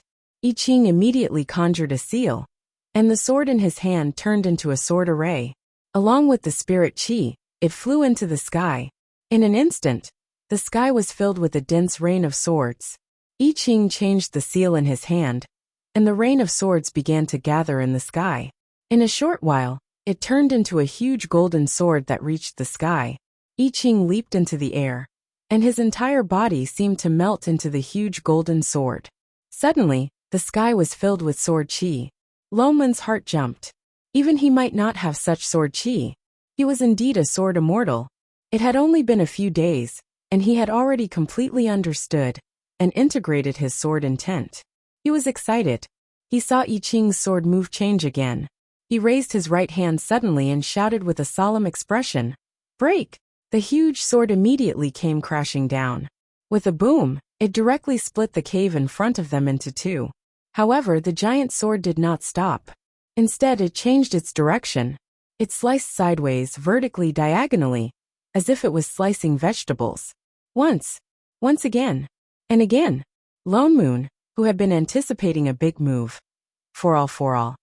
Ngungul flips table. So it's just smashing. Hey, this is called forcing it out. This is clearly a demolition, okay? Don't think that I can't recognize you because you're not using an excavator, you bastard. Wait a minute. Why did this move look so familiar? Holy shit. Wasn't that the sword Shening used to split the sea apart? You really know how to apply what you've learned. Master. Seeing that the cave had already been cut into a pile of rubble, I Ching flew back. All right. There were no more traps. Thank you for your hard work. Hard my ass. Where's the fox demon? Where's the fox demon? What happened to forcing it out? They haven't even come out yet. Raccoon. These people are so scary. Meow Meow wants to go home. Lone Moon took a few deep breaths before he could suppress the curses in his heart. He released his divine perception and began to search for the fox demon among the rubble in front of him. The strange thing was that the demonic chi that had been so obvious earlier had suddenly disappeared. He paused and stepped forward. The fox demon is gone. I Ching also paused. He released his divine perception, and indeed there was no trace of the fox demon. I've been paying attention to the surroundings just now. I didn't see it escape. It must still be here. Indeed, if the fox demon could slip away under their noses, it would not have had to break two of its tails to escape. One must know that the blood fox's tails were its cultivation level. Losing two tails at once was a huge sacrifice to its cultivation level. What's that? The two of them were about to search carefully again, when Shining suddenly pointed to a place and asked. Lone Moon looked in the direction she was pointing. There was still a pile of rubble there. There was nothing special about it. Out of trust in Shining, he quickly walked over and gently brushed the pile of rubble. These rocks are floating, meow. Cats had the best night vision. The raccoon could tell at once that something was different. But because it was not floating high, it could not be seen just now. Lone Moon was shocked. He immediately conjured a wind seal and swept away the rubble around him. Below him was an intact stone slab. There was not the slightest crack after I Ching had smashed it. And on this stone slab, there's an array formation on it. Lone Moon shouted. The lines on the stone slab were clearly traces of an array formation. It was just that because there was no spirit chi to activate it, he could not see it for a moment. What's the use of this array formation? I Ching asked. Shining and he were both laymen when it came to array formations. Lone Moon carefully looked at the array formation. After a while he said, This looks like an isolation array, but the Dharma talisman on it is different from ordinary array formations. It looks quite old. He frowned. But the fox demon must be hiding under it. With that said, he directly mobilized his spirit chi and pressed one hand on the stone slab. For a moment, the lines on the stone slab seemed to be lit up. They lit up instantly and became bigger and bigger until they spread to the entire pile of rubble. Rubble of all sizes floated up, and the stone slab under their feet began to move slowly in all directions. It's open. Lone Moon reminded them and signaled for everyone to step back. In a short while, a huge pit appeared on the ground. The pit was so deep that they could not see the bottom. There was also a faint, strong stench coming from inside. Demonic chi. I Ching looked up at the two. It's that fox demon's. It's really hiding down there. After it, Lone Moon said and jumped in. This fox demon was also very cunning. No wonder it wanted to hide back in the cave. It was dark in the cave. If they escaped into it, they would definitely not be able to find this array formation. Naturally, they would not be able to find it. But it probably did not expect that they would split the cave open. The cave was very deep. They flew down for a full 2 minutes before they landed on the ground. It was pitch black all around. Lone Moon raised his hand and summoned a ball of fire to light up the surroundings. Only then did they see clearly that there was nothing around them. It was quiet, but there was no sign of the fox demon. The demonic chi was so strong. It's so smelly here, meow.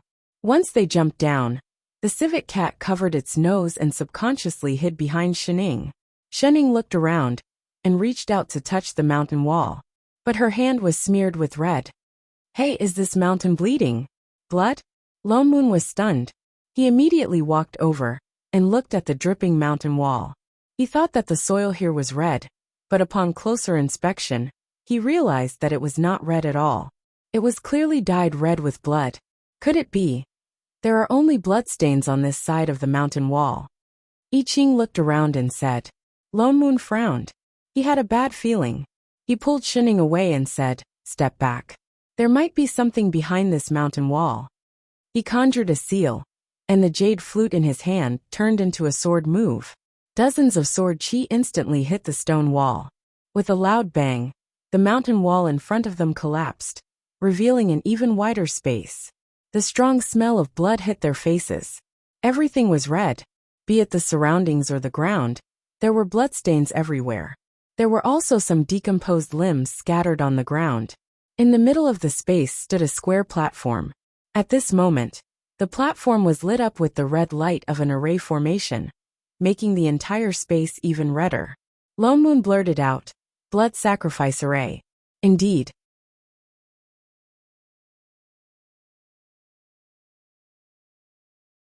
Chapter 35.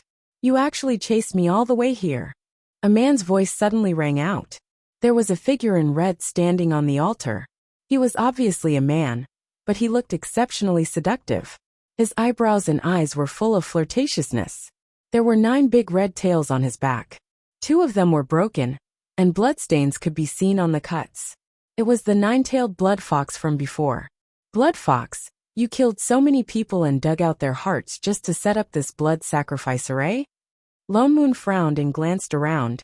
What exactly do you want to do? The blood sacrifice array was a well-known evil array. It required human hearts as a sacrifice, and the blood of thousands of living creatures as a guide to activate. It was very powerful. It was said that when the array was completed, it would form a blood cloud that would stretch for thousands of miles. Nothing would grow under the blood cloud. Obviously, this array was only half completed. The blood in the array was not enough to condense into a blood cloud, which meant that his next step was, "You want to massacre the entire city?" I Ching stepped forward. Obviously, he had thought of the same thing as Lone Moon. The dozen or so people he had killed were obviously not enough to activate the blood sacrifice array. But if all the people in the town were included, it would be enough. If they had not come early, the town would probably have been covered with corpses. That was my original plan. The blood fox snorted coldly. His tail, which seemed to be hiding something, suddenly moved in front of him. It lowered its head, and its originally fierce expression was instantly replaced with a face full of tenderness. It raised its hand and brushed its tail, its movements so gentle that it seemed to be afraid of startling something. The people in that town are lucky. Who asked that civet cat to bring something better for my son? Only then did everyone realize that his tail was holding a baby. The baby was wrapped in thick fur, and only half of his face was exposed. The baby looked yellow, as if he had just been born, and there was an open box on the altar behind him. Meow meow. Meow's gift. The civet cat's tears immediately gushed out. Looking at the box that had obviously been used, his heart was broken. Sob sob sob. The clan leader was going to skin him. The blood fox's face was full of excitement, and there was a hint of madness in his eyes. He hugged the baby on his tail tightly and murmured, "After absorbing the spirit chi of this purple cloudlingji, my son will soon wake up." As it turned out, the reason why he had set up the blood sacrifice formation was to use the evil blood chi in the formation that could reverse heaven and earth to cure his fox cub. But along the way, he discovered something even better, the raccoon's purple cloudlingji, so he racked his brains to snatch it. However, it's no use. Your child won't wake up, I Ching said coldly. What nonsense are you spouting? The blood fox suddenly went berserk, its blood-red eyes staring at I Ching. The purple cloudlingji can bring the dead back to life. It's the best healing panacea. How can it be useless? My son will wake up soon, very soon. You also know that it's only a healing medicine, not a medicine for resurrection. The violet cloud mysterious Ganoderma can't save a dead body that doesn't even have a soul. The fact that the baby had not woken up for so long was proof of that. I Ching continued. Blood fox, the baby in your hand died when he was born. No, impossible. The blood fox's expression became even more frenzied. He is the son of me and Shui. He is the only bloodline that she has left for me in this world. He will not die. You're talking nonsense. Nonsense. The blood chi on the blood fox's body suddenly soared, and even a gust of cold wind blew through the entire space. Lone Moon frowned and exchanged a look with I Ching. He was no longer in the mood to talk nonsense with this obviously crazy fox demon. Both of them rushed out. The sword techniques in their hands changed, and for a moment, their eyes were filled with sword light. The blood fox roared, and the remaining 7 tails behind him suddenly lengthened. Like sharp blades, they flew out of the array and attacked the 2 of them. I Ching attacked its feet. Nothing could live under the blood sacrifice array. Although this array was not complete, the blood fox stood at the eye of the array, and the blood fog would protect its master. They could not hurt it unless they forced it out of the array. I Ching nodded. The surrounding spirit swords turned and blocked the blood fox's attack. The sword tip directly attacked the feet of the demon fox. Damn it! The blood fox roared angrily, and hurriedly withdrew one tail to block in front of him. In an instant, another tail was cut off. Although he could block the first wave of sword techniques, he could not block the second wave. The spirit sword stabbed into the ground under his feet, right at the eye of the array. The array immediately darkened. Seeing that the sky full of swords was about to rain down, the blood fox had no choice but to retreat and fly out of the center of the array. Without the support of the blood sacrifice array, the blood chi on its body suddenly decreased by half, and the sky full of sword chi became even sharper. Lone Moon and I Ching took the opportunity to attack the array. Just as they were about to destroy the array, the ground suddenly lit up with a blinding white light, and the entire space was reflected in white. A huge array suddenly appeared, and instantly covered the original blood array. They only felt their bodies become heavy, and they were directly suppressed by the array until they knelt on one knee. Even the spirit chi on their bodies began to flow continuously into the array. Damn it, they fell into a trap. Ha ha ha ha ha. Standing outside the array, the blood fox suddenly laughed maniacally and looked coldly at the two of them. Humph. Did you really think that I would not prepare anything and just sit here and wait for death? Lone Moon's face darkened, but his body seemed to be pressed down by 1,000 pounds. He could not move at all, and even conjuring a few seals was useless. What exactly was this array? Why could even he not break through it? And it seemed to be able to absorb the spirit chi on their bodies. He took a closer look at the lines on the array, but found that there were some talismans on it that he could not understand. They looked like ancient words. This is an ancient soul-destroying array. His eyes widened in shock. Oh, so you know this array? The blood fox looked at him with some surprise, but his eyes became even more fierce. That's right, this is indeed an ancient array, but I did not know what it was before. But as long as it can control you, it's fine. You deliberately led us into the array. The ancient soul-destroying array was an array that had long been lost.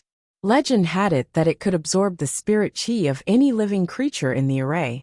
He had only seen descriptions of this array in some ancient books. This array was definitely not set up by the fox demon. It was very likely that it had been here all along, and the fox demon had discovered it, so it deliberately set up the array eye of the blood sacrifice array here. And when they attacked just now, the spiritual chi just happened to reactivate this array. If you're right, I just tried. The purple cloud Lingji really cannot save my son. With a sweep of his fox tail, he directly swept the box on the altar to the ground. Gift. The civet cat reflexively wanted to pick it up, but was suppressed by the array, and could not even get up. But you can.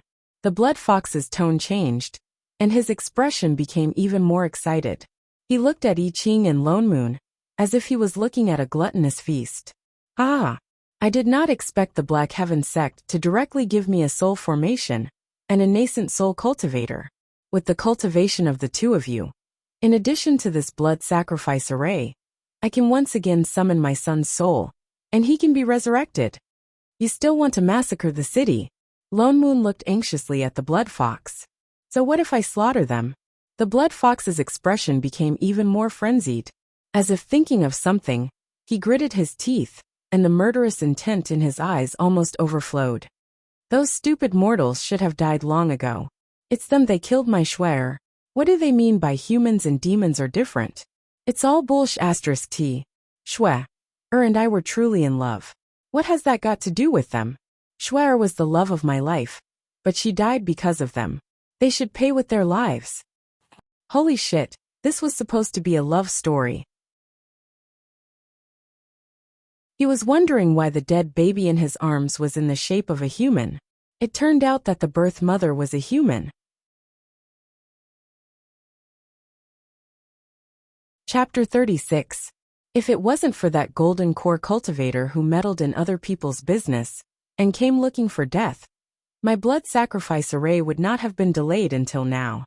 He snorted coldly and swung his fox tail, sweeping away the spirit sword stuck in the eye of the array. The blood sacrifice array was activated again, and the dazzling white light and red light appeared again. But it's not bad now. After my son is resurrected, as long as he eats the two of you, he can at least form his core directly, ha ha ha ha ha. Stop. Lone Moon watched as the blood sacrifice array began to spread in all four directions at an extremely fast speed. Most of the blood was flowing directly in the direction of the small town. Lone Moon became even more anxious. Blood Fox, if you dare to massacre the entire city, my Black Heaven sect will not let you off. The Blood Fox laughed even louder. Black Heaven sect, so what? There are only the two of you here, plus a good-for-nothing civet cat. As long as I kill you, who will know that this array was set by me? That? Suddenly a voice sounded. Shening, who had not spoken in the array, raised a hand. You seem to have forgotten about me. Who are you? The blood fox was shocked and turned his head violently. When did this person come in? Was there such a person just now? And why are you fine? In the ancient spirit extermination array, she could actually move freely. How was this possible? Shening. Lone Moon was delighted. Holy shit. He actually forgot that this cheat was also here. Quick, destroy this spirit extermination array. What array? Shening looked around. How was she going to destroy it? This one on the ground, it's glowing white. Lone Moon shouted. Use the spirit sword scattered around to split open the geometric patterns on the ground. Oh. Shening casually pulled out a sword from the ground. Don't even think about it. The blood fox's eyes widened. The fox tail behind him directly attacked Shening, and it looked like it was going to pierce through her. But she suddenly turned back and casually grabbed several fox tails that were twisted together, so that it could not go any further. The blood fox was shocked.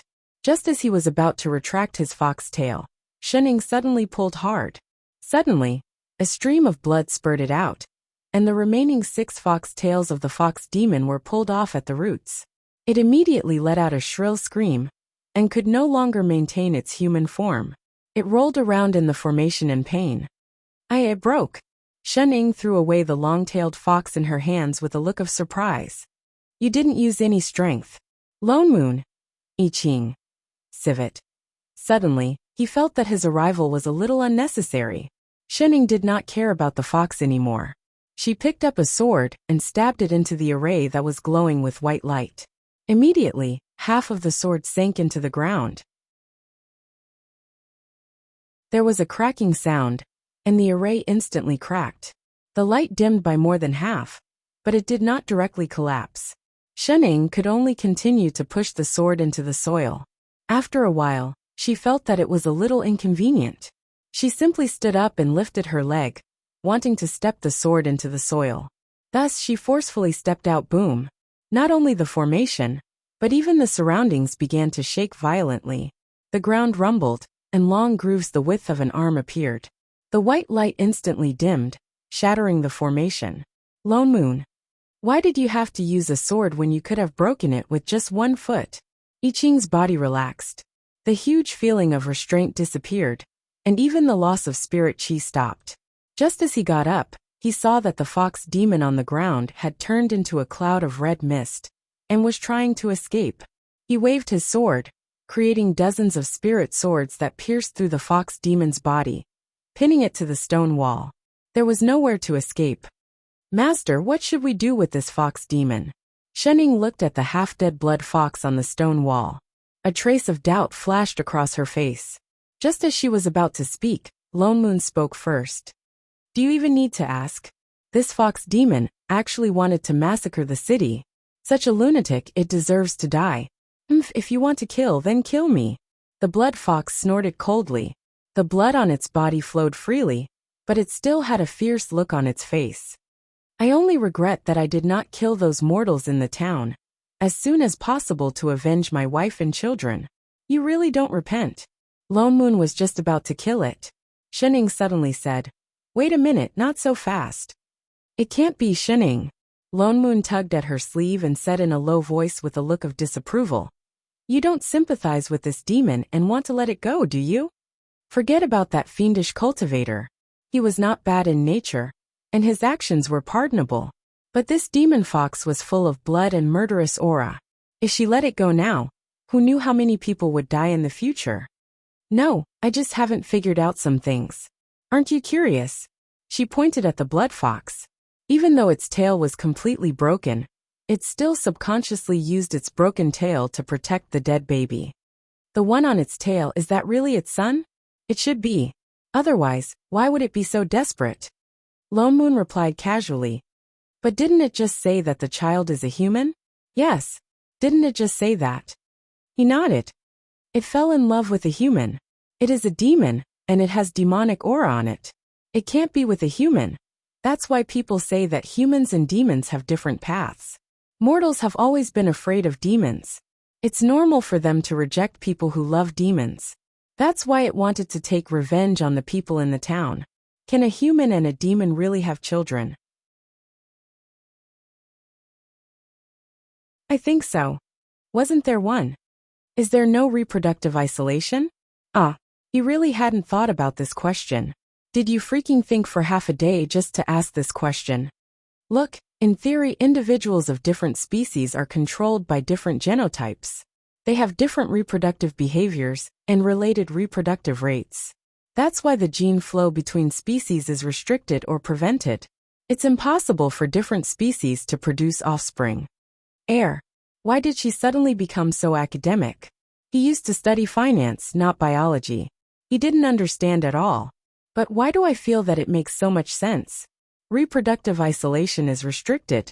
It's impossible for humans and animals to reproduce. So, she tilted her head. Where did that child come from? Lone Moon and I Ching. Half a minute later, they both turned to look at a certain demon on the mountain wall. Suddenly, they felt that its fur was a little green. Shening asked seriously, "Well, are you sure it's that child's biological father?"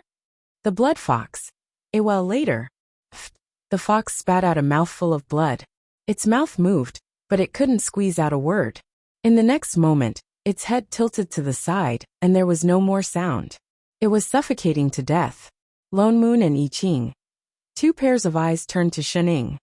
"Why are you looking at me?" Shening hesitated. "Did I say something wrong?" Lone Moon. He didn't know where to start. I Ching. +1.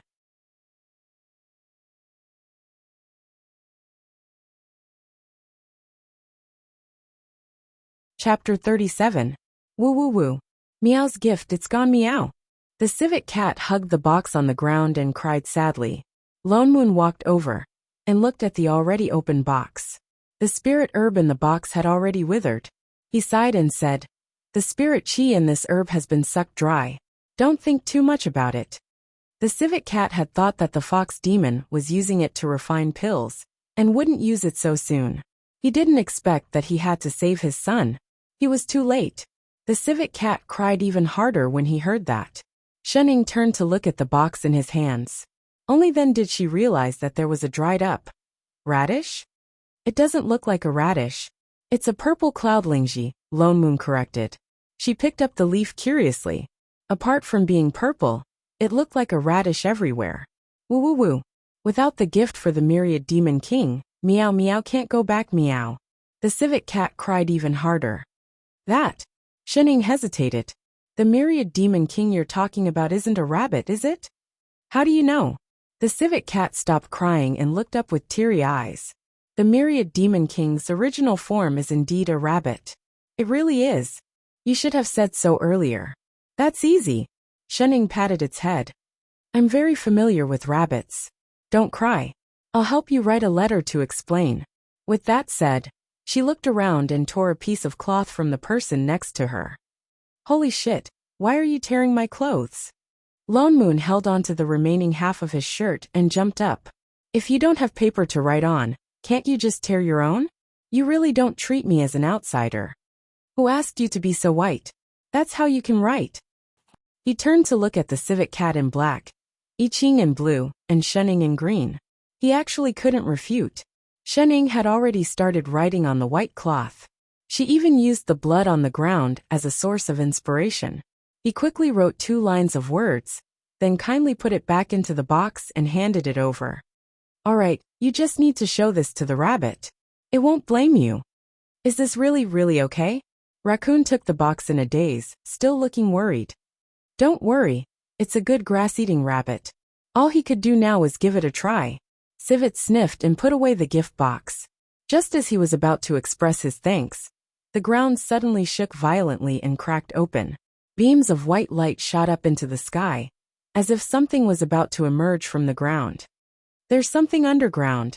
Lone Moon was shocked. He turned to the rest and said, "This place is going to collapse. Let's fly out quickly." With that said, he hurriedly turned to fly on his sword. Master. I Ching hurriedly pulled Shening back onto the sword. Together with the civet cat, who had turned back into black chi, they flew out of the deep pit. When they came out to take a look, they realized that it wasn't just the crater. Even the ground within a radius of 7 or 8 kilometers was cracking. Dazzling white light shot into the sky from the cracks. The entire ground suddenly protruded, and the earth quaked. Something huge was rising from the ground, and it was getting taller and taller. After a while, it finally left the ground and rose into the air. Only then did they see that it was a huge stone peak. It looked even bigger than the main peak of the Black Heaven sect. However, there were all sorts of strange talismans floating around the stone peak, as if it was surrounded by layers of array formations. As the stone peak rose into the air, the top of the peak began to flash with lightning and thunder. A purple bolt of lightning pierced through the air, and the air suddenly began to distort. In a short while, a translucent entrance that looked like a water mirror appeared on the peak. Faintly they could see another world inside. The immortal mountains were vast, and the spirit chi in the mountains was so dense that it was shocking. There was even a faint 7-colored mist. No, that was not spirit chi. It was immortal chi. This is the entrance to the ancient mystic realm. Loneman's eyes widened in disbelief. No wonder there was an ancient spirit exterminating array at the bottom of the crater. There was an ancient mystic realm hidden underground. In the Azure world, the ancient mystic realm had long been a legend. Although there were countless books and records left behind, no one knew if it really existed. Who would have thought that they would actually find an intact mystic realm here? What's a mystic realm? Shening looked at the mountain that had suddenly emerged from the ground. Lone Moon turned back to look at her, unable to hide his excitement as he explained. A mystic realm is a small world that is independent of the Azure world. Although the map inside is a little smaller, it is a world of its own. Legend has it that only in the ancient times could there be spells to open mystic realms. Nowadays, there are very few mystic realms that appear in the Azure world. What's more, this is an ancient mystic realm. Oh, that means this is a pocket dimension.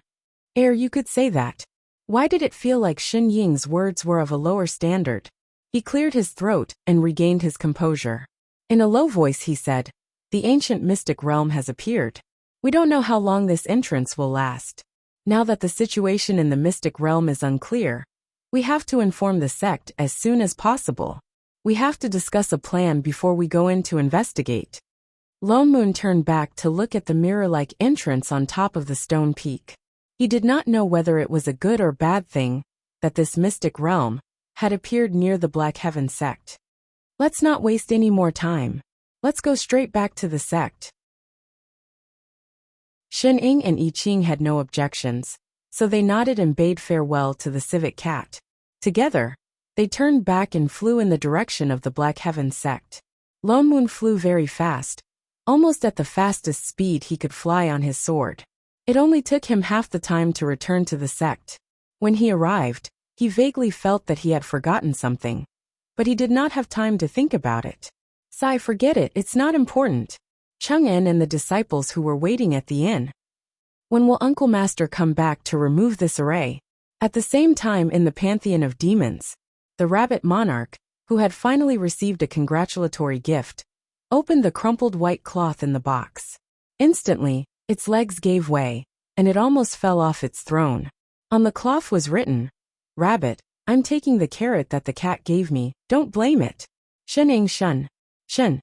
Exalted Immortal Shun." Was it blind?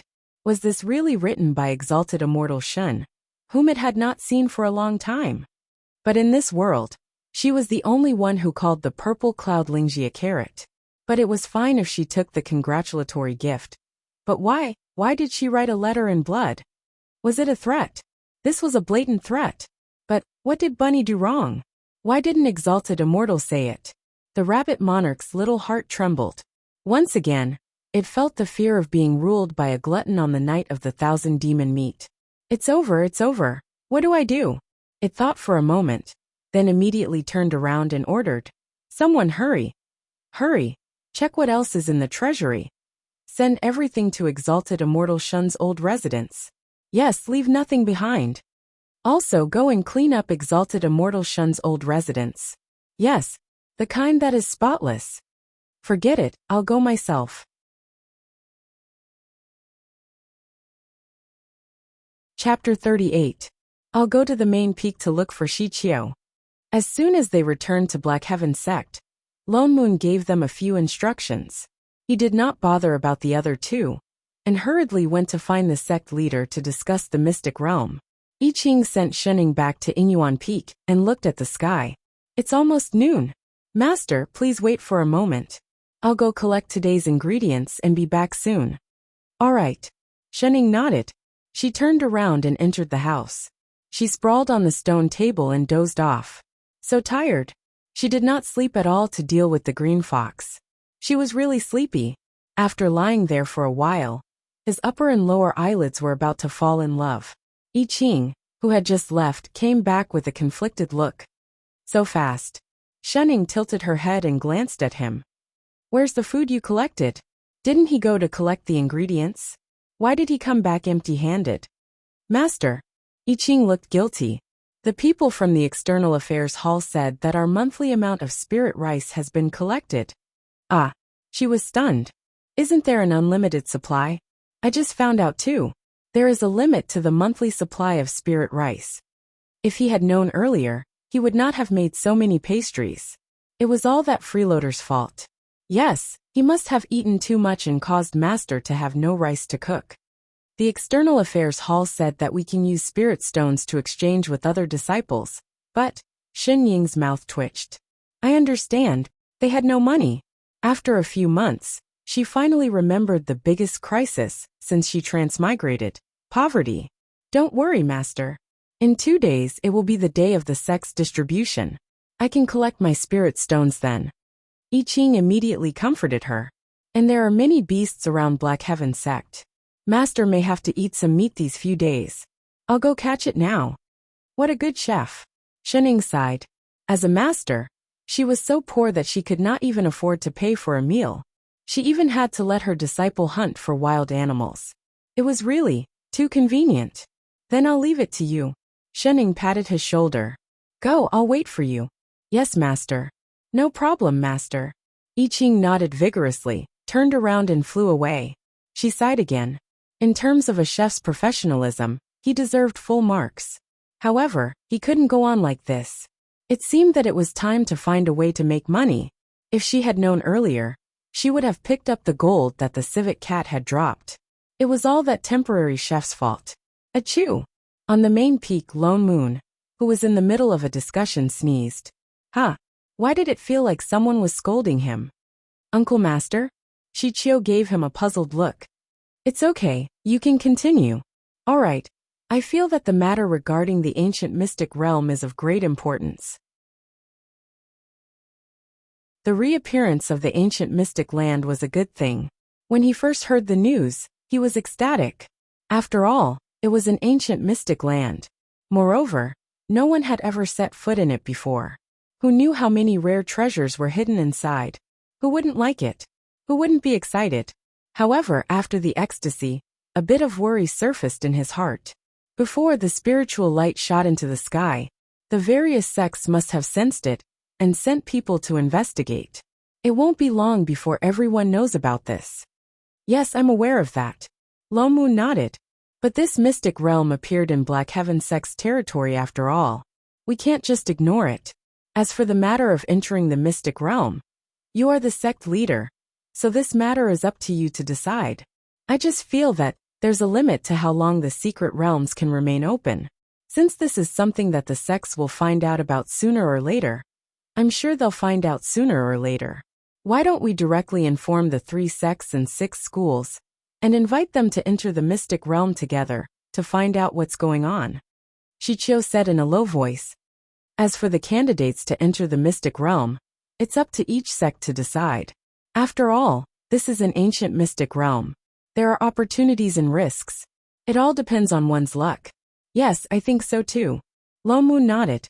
If that's the case, I'll send word to the various sections. Shichio bowed and quickly walked out the door. Lone Moon thought about it and turned to go to Lingxiao Peak. After all, this was a big matter. He needed to let the other 2 supremacies know so that they could decide who would enter the mystic realm as soon as possible. Once the people from the various sects and clans had gathered, they would enter the secret realm together. However, He did not expect that before the 3 sects and 6 schools could respond, a few unexpected guests arrived. The 3 people suddenly appeared in the sky above Black Heaven sect. Their appearance was accompanied by several sounds of heavenly music. The sky behind them seemed to have been torn apart. They had come through the void. Lone Moon and Shichio were shocked and did not react for a moment. After a while they realized they were people from the Upper Azure world. Why would people from the Upper Azure world come to a sect in the Middle Azure world? Where's your sect leader? The 3 people hovered in the sky for a while. The person on the far right glanced at the main peak under his feet. His eyes were full of contempt, as if he despised everything around him. He even released a faint coercion from his body. This was the coercion of a soul formation cultivator. Shichio was shocked. He stepped forward and said, "I am Black Heaven sect leader Shichio. May I know why the supremacies of the Upper Azure world are here?" Only then did the 3 of them descend from the sky and stop at the entrance of the main hall. They looked at Shichio with a look of disdain, but when they saw Lone Moon beside him, they froze for a moment.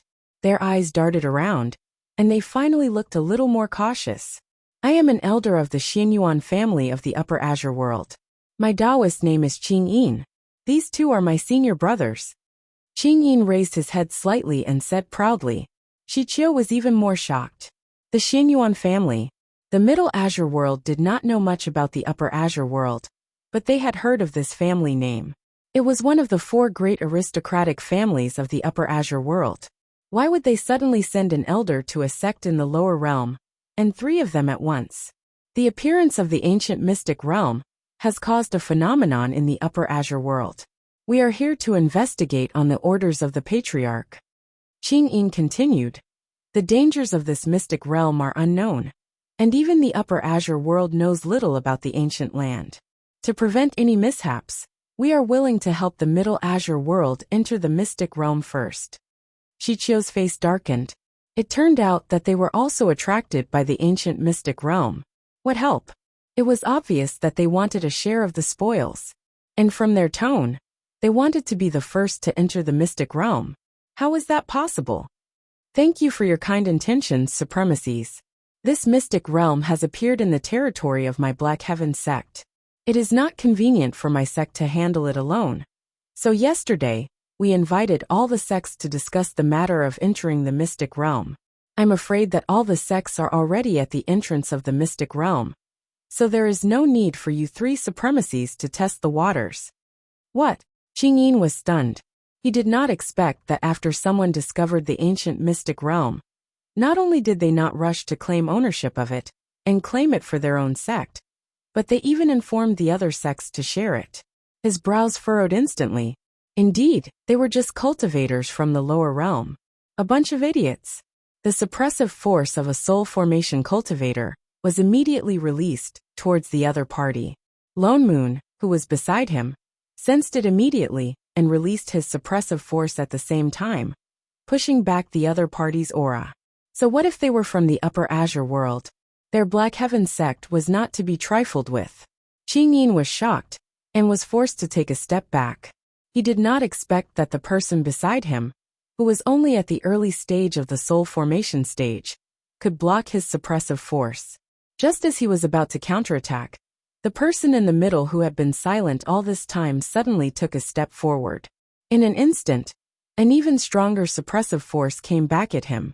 Lone Moon frowned, almost unable to block it. He looked at the other party in surprise.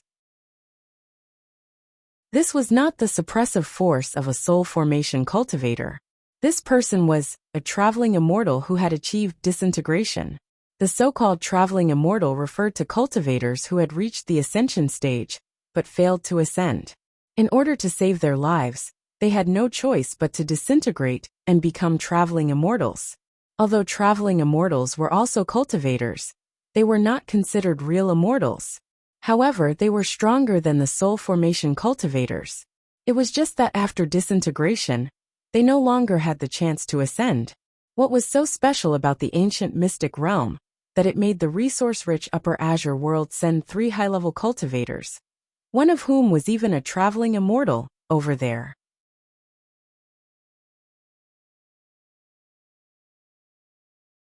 Chapter 39.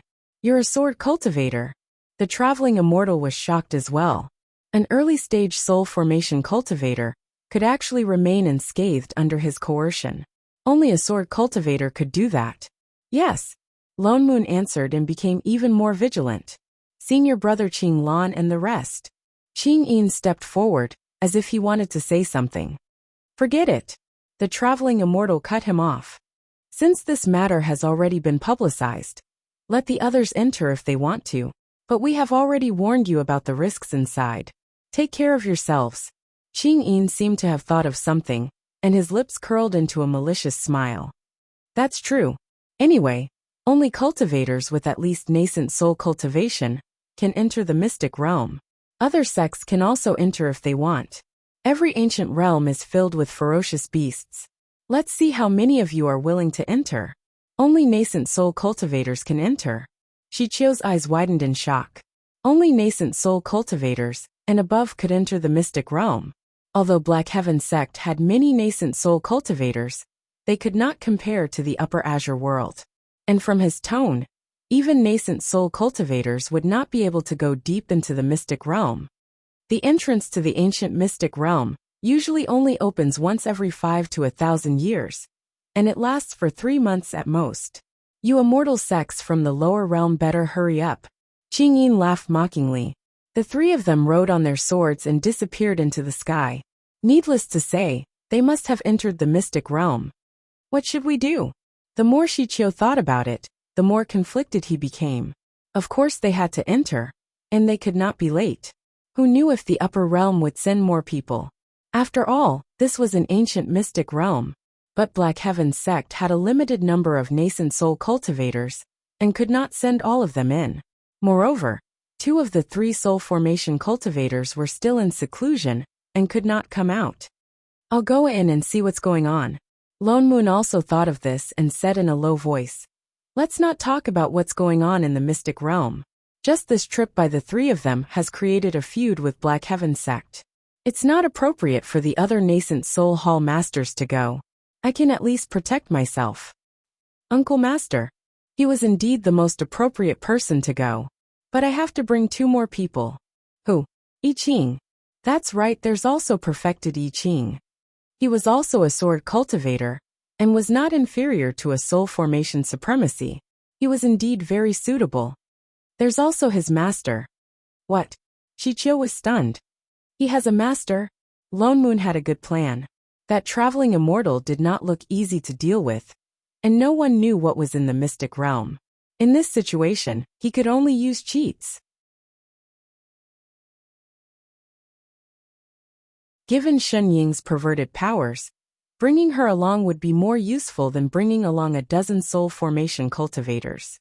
Although she was a little lazy, a little bad with directions, a little perverted, a little troublesome, and a little infuriating, in terms of safety, she was indeed useful. He had never fought a traveling immortal before. But Shun Ying could at least fight him to a draw, right? In addition, he and I Ching might not win for sure, but they wouldn't lose. He had everything planned out.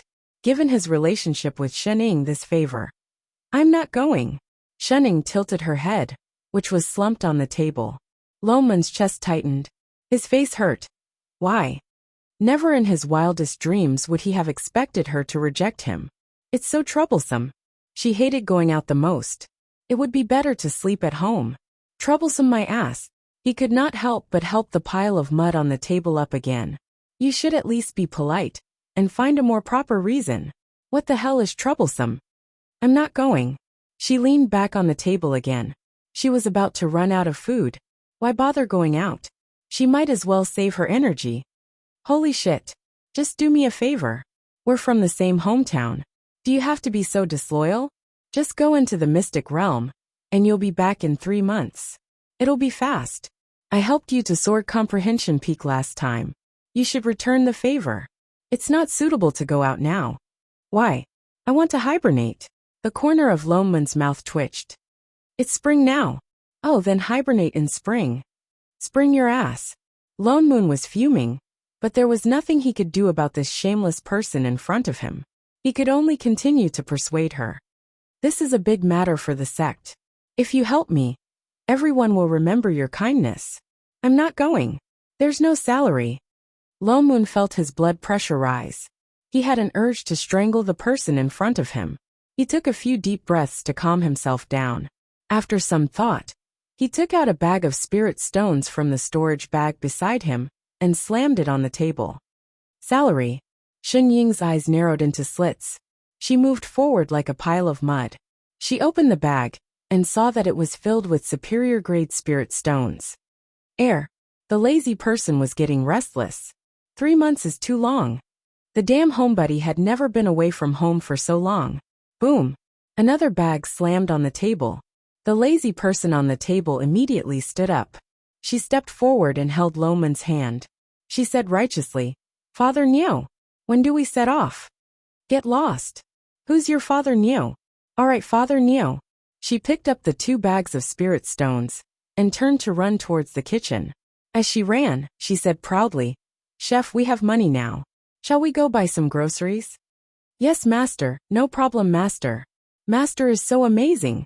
To hell with friendship."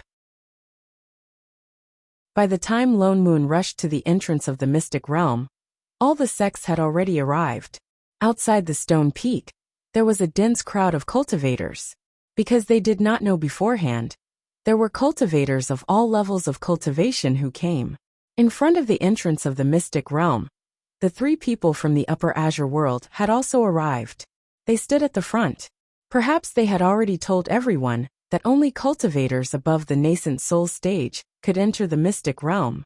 Many cultivators from the 3 sects and 6 schools looked disappointed. Seeing him appear, the cultivator called Qingyin deliberately looked at him and smiled mysteriously. "Sword cultivator from the Black Heaven sect. We'll meet in the mystic realm." With that said, he followed the other 2 and jumped into the mirror-like entrance. Lone Moon frowned. It seemed that this Qingyin was still holding a grudge against him for using his coercion to force him to retreat at the Black Heaven sect. And he had already made up his mind to make things difficult for him inside. Fortunately, he had brought a cheat. He greeted the cultivators from the various sects he was familiar with and did not stay for long. He flew in with I Ching and Shening. The moment they passed through the mirror-like water, they felt a sudden silence. In front of them was a vast expanse of whiteness. Their vision was blocked for a moment. In less than 3 breaths, they arrived in a completely unfamiliar dense forest. The air was filled with spirit qi that was tens of times thicker than the outside world. It was refreshing. He looked around but did not see Qingyin and the others who had entered first. There was no sign of any other cultivators either. It seems that the location of the mystic realm's entrance is random. Lone Moon looked at I Ching and said, "Fortunately, we used the shadow tracking spell on ourselves beforehand. Otherwise, we wouldn't have to. And where's Shening?" He looked left and right, and even turned a few rounds to look, but still did not see that foodie. Holy shit, the cheat was lost. He clearly used the shadow tracking spell. At that moment, Shening. She looked at the huge monster that had suddenly appeared in front of her, which was as tall as a mountain. Was this edible?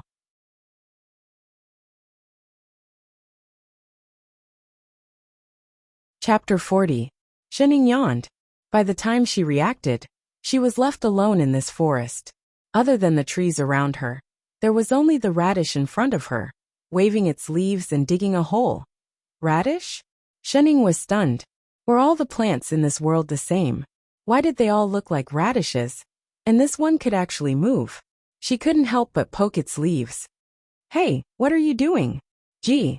The radish slowly turned its white and plump body and glanced at her. It seemed to be startled, and began to dig the hole even faster. Gee. It didn't care if the hole was dug properly or not, and the whole radish desperately stuffed itself into the half-dug hole. It even scooped up 2 handfuls of soil, and scattered it on the leaves on top of its head. Then it assumed a natural pose and stopped moving. The corner of Shenying's mouth twitched. She looked at the radish in front of her. It seemed to say, "You can't see me, you can't see me, you can't see me." So this is a radish spirit with low intelligence? She squatted down and was about to take a closer look, when suddenly there was a loud roar in front of her. She looked up and saw a huge monster as tall as a mountain. She didn't know when it had jumped out. Two eyes as big as car lights were staring at the radish spirit in the hole in front of her. Suddenly, it opened its mouth and bit the ground. The radish spirit's body, which was originally green, instantly turned pale. It didn't pretend to be a plant anymore. The moment the huge beast bit down, it jumped out of the pit and ran around in panic. Gggggg. It had no direction at all. After running one round, it hit the tree head-on. The leaves on its head swayed. It turned around and looked around, as if there was no place to hide. Suddenly, it rushed towards her and burrowed into the hem of Xinying's clothes.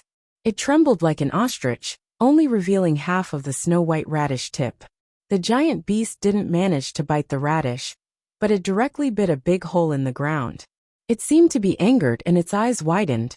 It looked up and looked straight at Xinying, instantly treating her as an enemy who snatched the radish. The scales on its body exploded, and it opened its mouth to roar threateningly at her. Roar! A gust of wind with a strong fishy smell instantly blew on her face. The giant beast opened its mouth wide again, as if it wanted to swallow Xinying whole. Xinying's brows furrowed. She reached out and slapped him.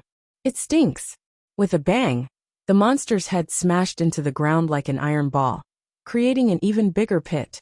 The huge impact even caused the ground to tremble. Half of the monster's body was instantly buried in the ground, the kind that could not be pulled out. The 6 feet it had left on the ground straightened, and there was no more movement. Xinying frowned and fanned herself in front of her nose. After a while, she fanned away the stench. This little animal had such a big breath. She tilted her head and looked at the mountain-like piece of meat in front of her. She thought about its edibility. Could it be eaten with bad breath? Unfortunately, Chef was not by her side. She thought about it and decided to give up. She would find Chef and Father Neo first. Thus, he turned around and looked for a random direction to look for someone. "Why are you following me?" Just as he took 2 steps, he turned around and saw that there was an extra tail behind him. The radish spirit was hopping after him. Gg. The radish shook its leaves and hopped over at a faster speed. A few of its leaves wrapped around her leg, as if trying to please her. It said excitedly, "Gggg." What the hell was that? Xinying shook her leg and shook off its leaves. Go go go. Go squat in your radish pit.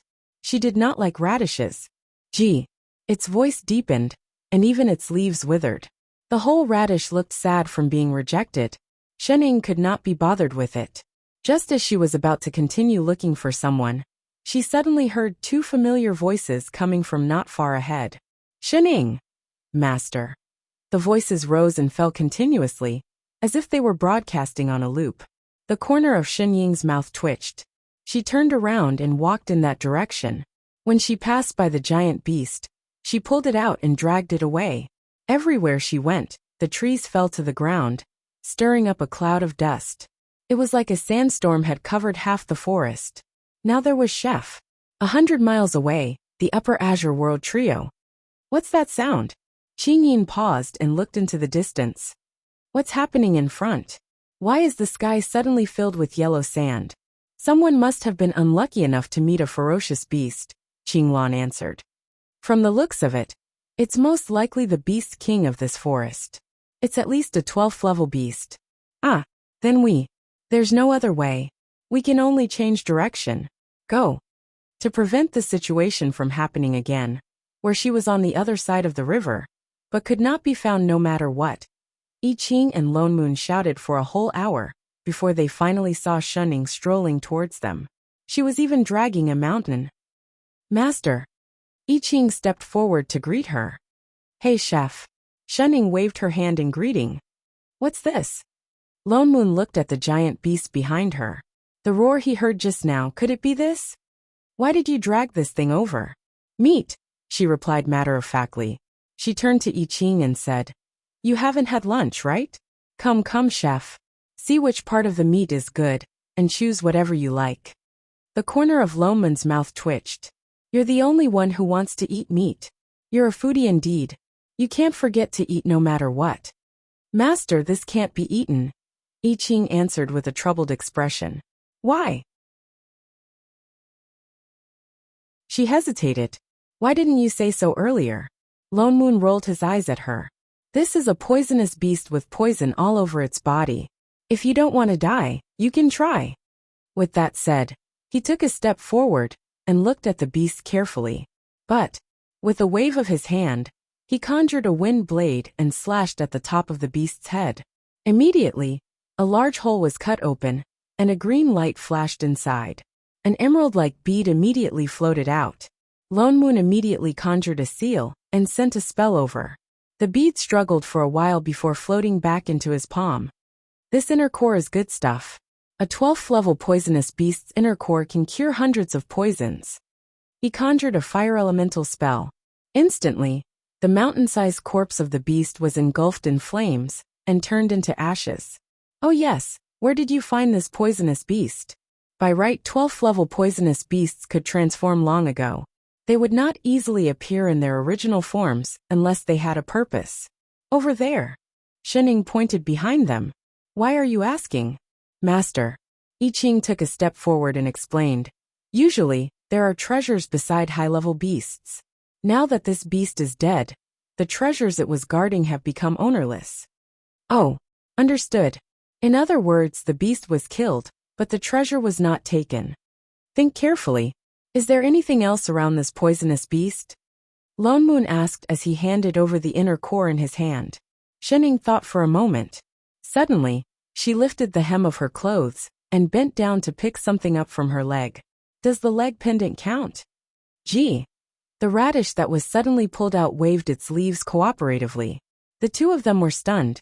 Their eyes widened, and they said in unison, Vegetation spirit. Vegetation spirit.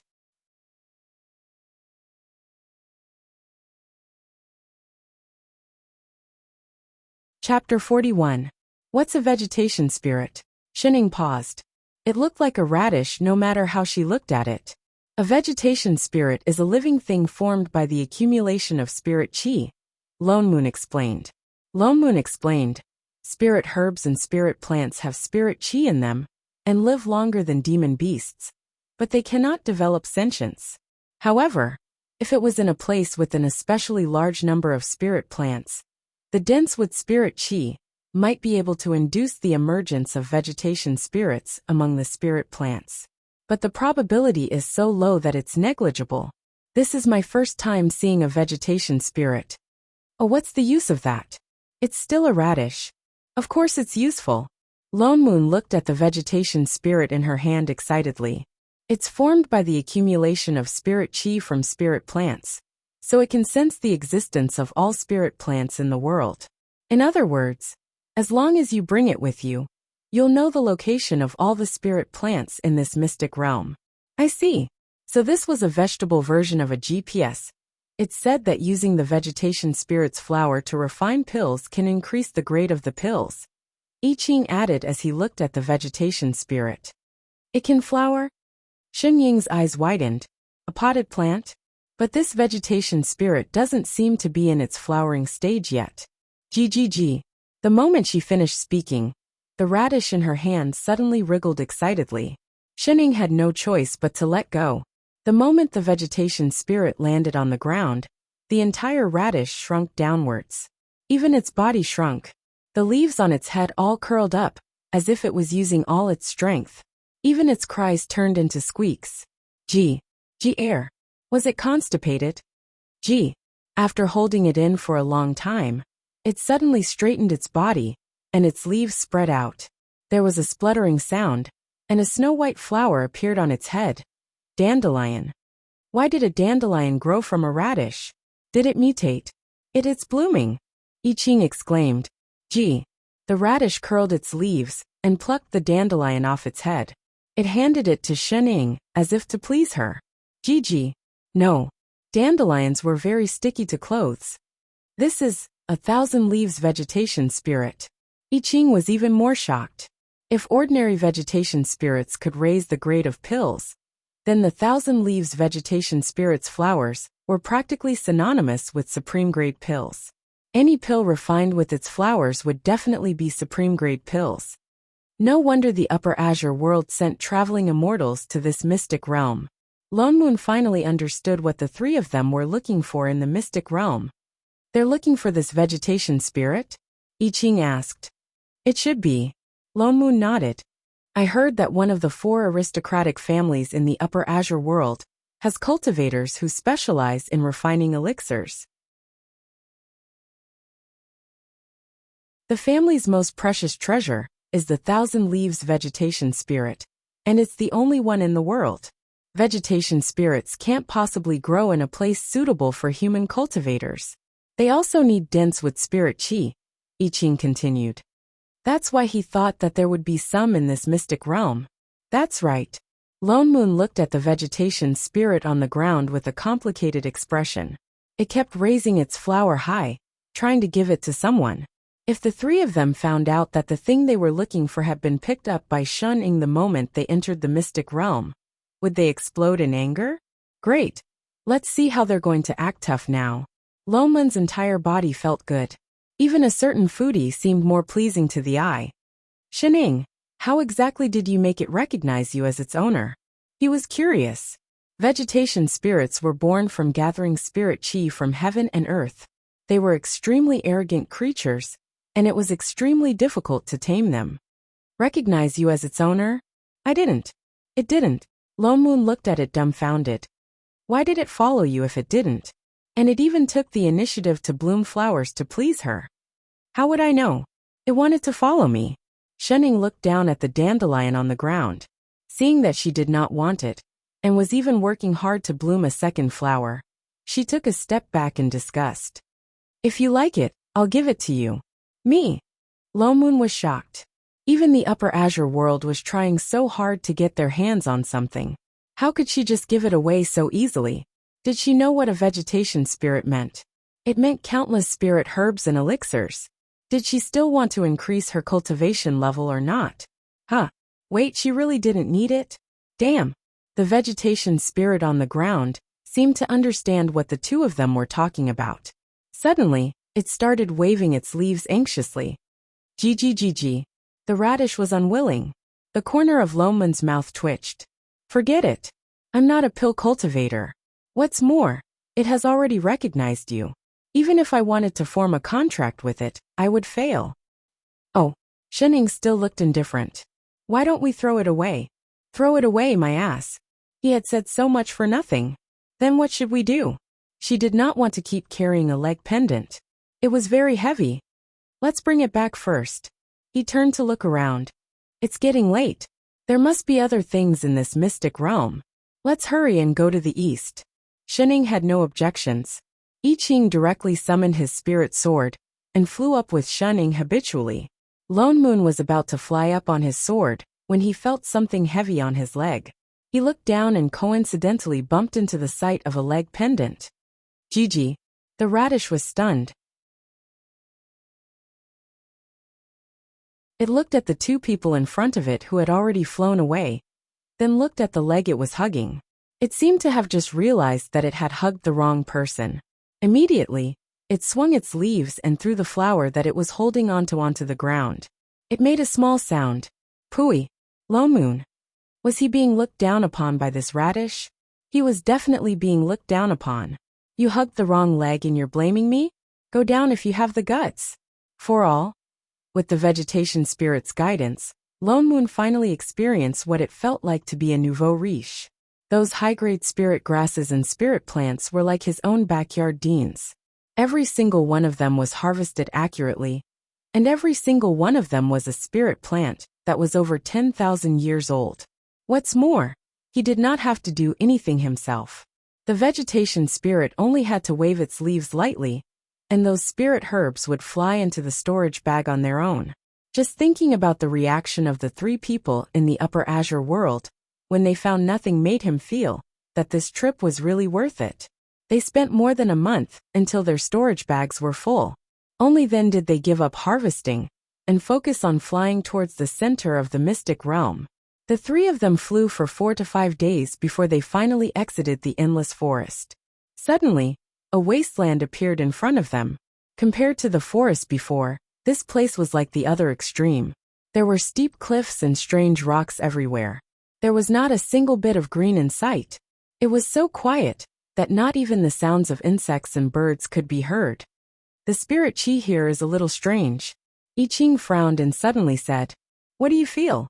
Lone Moon could also see that there was something strange about this place. He became alert. "I'm not sure yet." I Ching shook his head.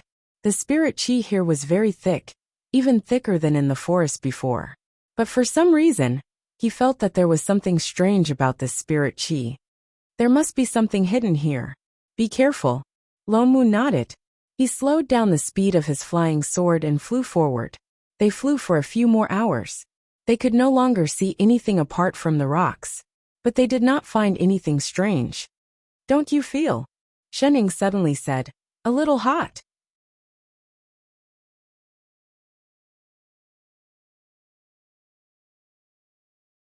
Chapter 42. What's a vegetation spirit? Shening paused. It looked like a radish no matter how she looked at it. A vegetation spirit is a living thing formed by the accumulation of spirit chi, Lone Moon explained. Spirit herbs and spirit plants have spirit chi in them and live longer than demon beasts, but they cannot develop sentience.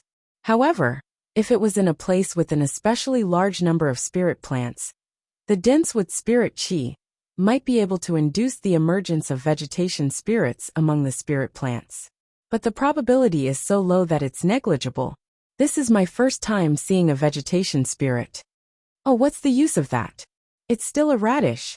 Of course it's useful. Lone Moon looked at the vegetation spirit in her hand excitedly. It's formed by the accumulation of spirit chi from spirit plants, so it can sense the existence of all spirit plants in the world. In other words, as long as you bring it with you, you'll know the location of all the spirit plants in this mystic realm. I see. So this was a vegetable version of a GPS. It's said that using the vegetation spirit's flower to refine pills can increase the grade of the pills, I Ching added. It can bloom? Shen Ying's eyes widened. A potted plant? But this vegetation spirit doesn't seem to be in its flowering stage yet. Gg. The radish in her hand suddenly wriggled excitedly. Shen Ying had no choice but to let go. The moment the vegetation spirit landed on the ground, the entire radish shrunk downwards. Even its body was curled up. The leaves on its head all curled up, as if it was using all its strength. Even its cries turned into squeaks. Air. Was it constipated? After holding it in for a long time, it suddenly straightened its body, and its leaves spread out. With a puff, a snow-white flower appeared on top of his head. Dandelion. Why did a radish grow a dandelion? Did it mutate? It's blooming, I Ching exclaimed. The radish curled up its leaves and plucked the dandelion off its head. It handed it to Shen Ying as if to please her. No. Dandelions were very sticky. This is the thousand leaves vegetation spirit. I Ching was even more shocked. If ordinary vegetation spirits could raise the grade of pills, then the thousand leaves vegetation spirit's flowers were practically synonymous with supreme grade pills. Any pill refined with its flowers would definitely be supreme grade pills. No wonder the Upper Azure world sent traveling immortals to this mystic realm. Lone Moon finally understood what the three of them were looking for in the mystic realm. They're looking for this vegetation spirit? I Ching asked. It should be. Lone Moon nodded. I heard that one of the 4 aristocratic families in the Upper Azure world has cultivators who specialize in refining elixirs. The family's most precious treasure is the thousand leaves vegetation spirit, and it's the only one in the world. Vegetation spirits can't possibly grow in a place suitable for human cultivators. They also need dense with spirit chi, I Ching continued. That's why he thought that there would be some in this mystic realm. That's right. Lone Moon looked at the vegetation spirit on the ground with a complicated expression. It kept raising its flower high, trying to give it to someone. If the three of them knew that the thing they were looking for had been picked up by Shen Ying the moment they entered the mystic realm, would they explode in anger? Great, let's see how they're going to act tough now. Lone Moon's entire body felt good. Even a certain foodie seemed more pleasing to the eye. Shen Ying, how exactly did you make it recognize you as its owner? He was curious. Vegetation spirits were born from gathering spirit chi from heaven and earth. They were extremely arrogant creatures, and it was extremely difficult to tame them. Recognize you as its owner? I didn't. It didn't. Lone Moon looked at it dumbfounded. Why did it follow you if it didn't? And it even took the initiative to bloom flowers to please her. How would I know? It wanted to follow me. Shenning looked down at the dandelion on the ground. Seeing that she did not want it, and was even working hard to bloom a second flower, she took a step back in disgust. If you like it, I'll give it to you. Me? Lone Moon was shocked. Even the Upper Azure world was trying so hard to get their hands on something. How could she just give it away so easily? Did she know what a vegetation spirit meant? It meant countless spirit herbs and elixirs. Did she still want to increase her cultivation level or not? Wait, it seemed like she really did not need it. Damn. Instead, the vegetation spirit on the ground seemed to understand what the two of them were talking about. Suddenly, it began to wave its leaves anxiously. GGGG. The radish was unwilling. Lone Moon's mouth twitched. Forget it. I'm not a pill cultivator. What's more, it has already recognized you. Even if I wanted to form a contract with it, I would fail. Oh. Shenning still looked indifferent. Why don't we throw it away? Throw it away, my ass. He had said so much for nothing just now, hadn't he? Then what do we do? She did not want to keep carrying a leg pendant. It was very heavy. Let's bring it back first. He turned to look around. It's getting late. There must be other things in this mystic realm. Let's hurry and go to the east. Shenning had no objections. I Ching directly summoned his spirit sword and flew up with Shenning habitually. Lone Moon was about to fly up on his sword when he felt something heavy on his leg. Looking down, he coincidentally bumped into a leg pendant. GG. The radish was stunned. It looked at the two people in front of it who had already flown away, then looked down at the leg it was hugging. It seemed to have just realized that it had hugged the wrong person. Immediately, it swung its leaves and threw the flower that it was holding onto the ground. It made a small sound. Pooey. Lone Moon. Was he being looked down upon by this radish? He was definitely being looked down upon. You hugged the wrong leg and you're blaming me? Go down if you have the guts. For all. With the vegetation spirit's guidance, Lone Moon finally experienced what it felt like to be a nouveau riche. Those high-level spirit herbs and plants were like his own backyard deans. They were all spirit herbs that were more than 10,000 years old and above. What's more, he did not have to do anything himself. The vegetation spirit only had to wave its leaves lightly, and those spirit herbs would fly into the storage bag on their own. Just thinking about the reaction of the three people in the Upper Azure world when they failed to find anything, he felt that this trip was really worth it. They spent more than a month until their storage bag was full. Only then did they give up harvesting and focus on flying towards the center of the mystic realm. The three of them flew for 4 to 5 days before they finally exited the forest that stretched as far as the eye could see. Suddenly, a wasteland appeared in front of them. Compared to the forest from before, this place seemed to be the other extreme. There were steep cliffs and strange rocks everywhere. There was not a single bit of green in sight. It was so quiet that not even the sounds of insects and birds could be heard. The spirit chi here is a little strange. I Ching frowned and suddenly said, What do you feel? Lone Moon could also see that there was something strange about this place, and became wary. I'm not sure yet. I Ching shook his head. The spirit chi here was very thick, even thicker than in the forest from before. However, for some reason, he felt that there was something strange about this spirit chi. There must be something hidden here. Be careful. Lone Moon nodded. He slowed down the speed of his flying sword and flew forward. They flew for a few more hours. They could no longer see anything apart from the rocks. However, they did not find anything strange. Don't you feel? Shenning suddenly said, a little hot.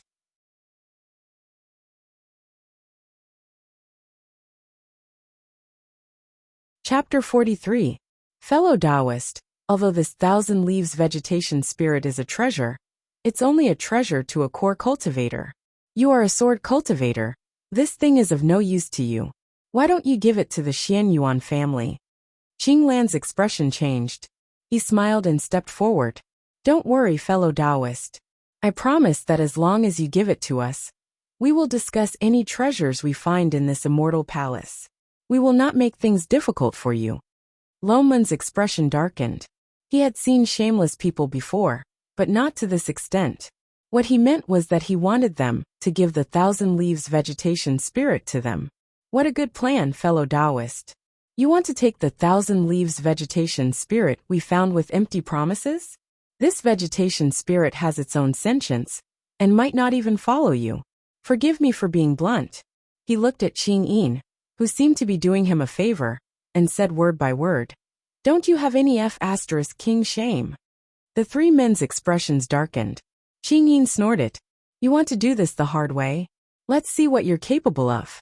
Senior brother, there's no need to waste words with him. Take him down first. With that, he summoned his Dharma artifact and charged forward.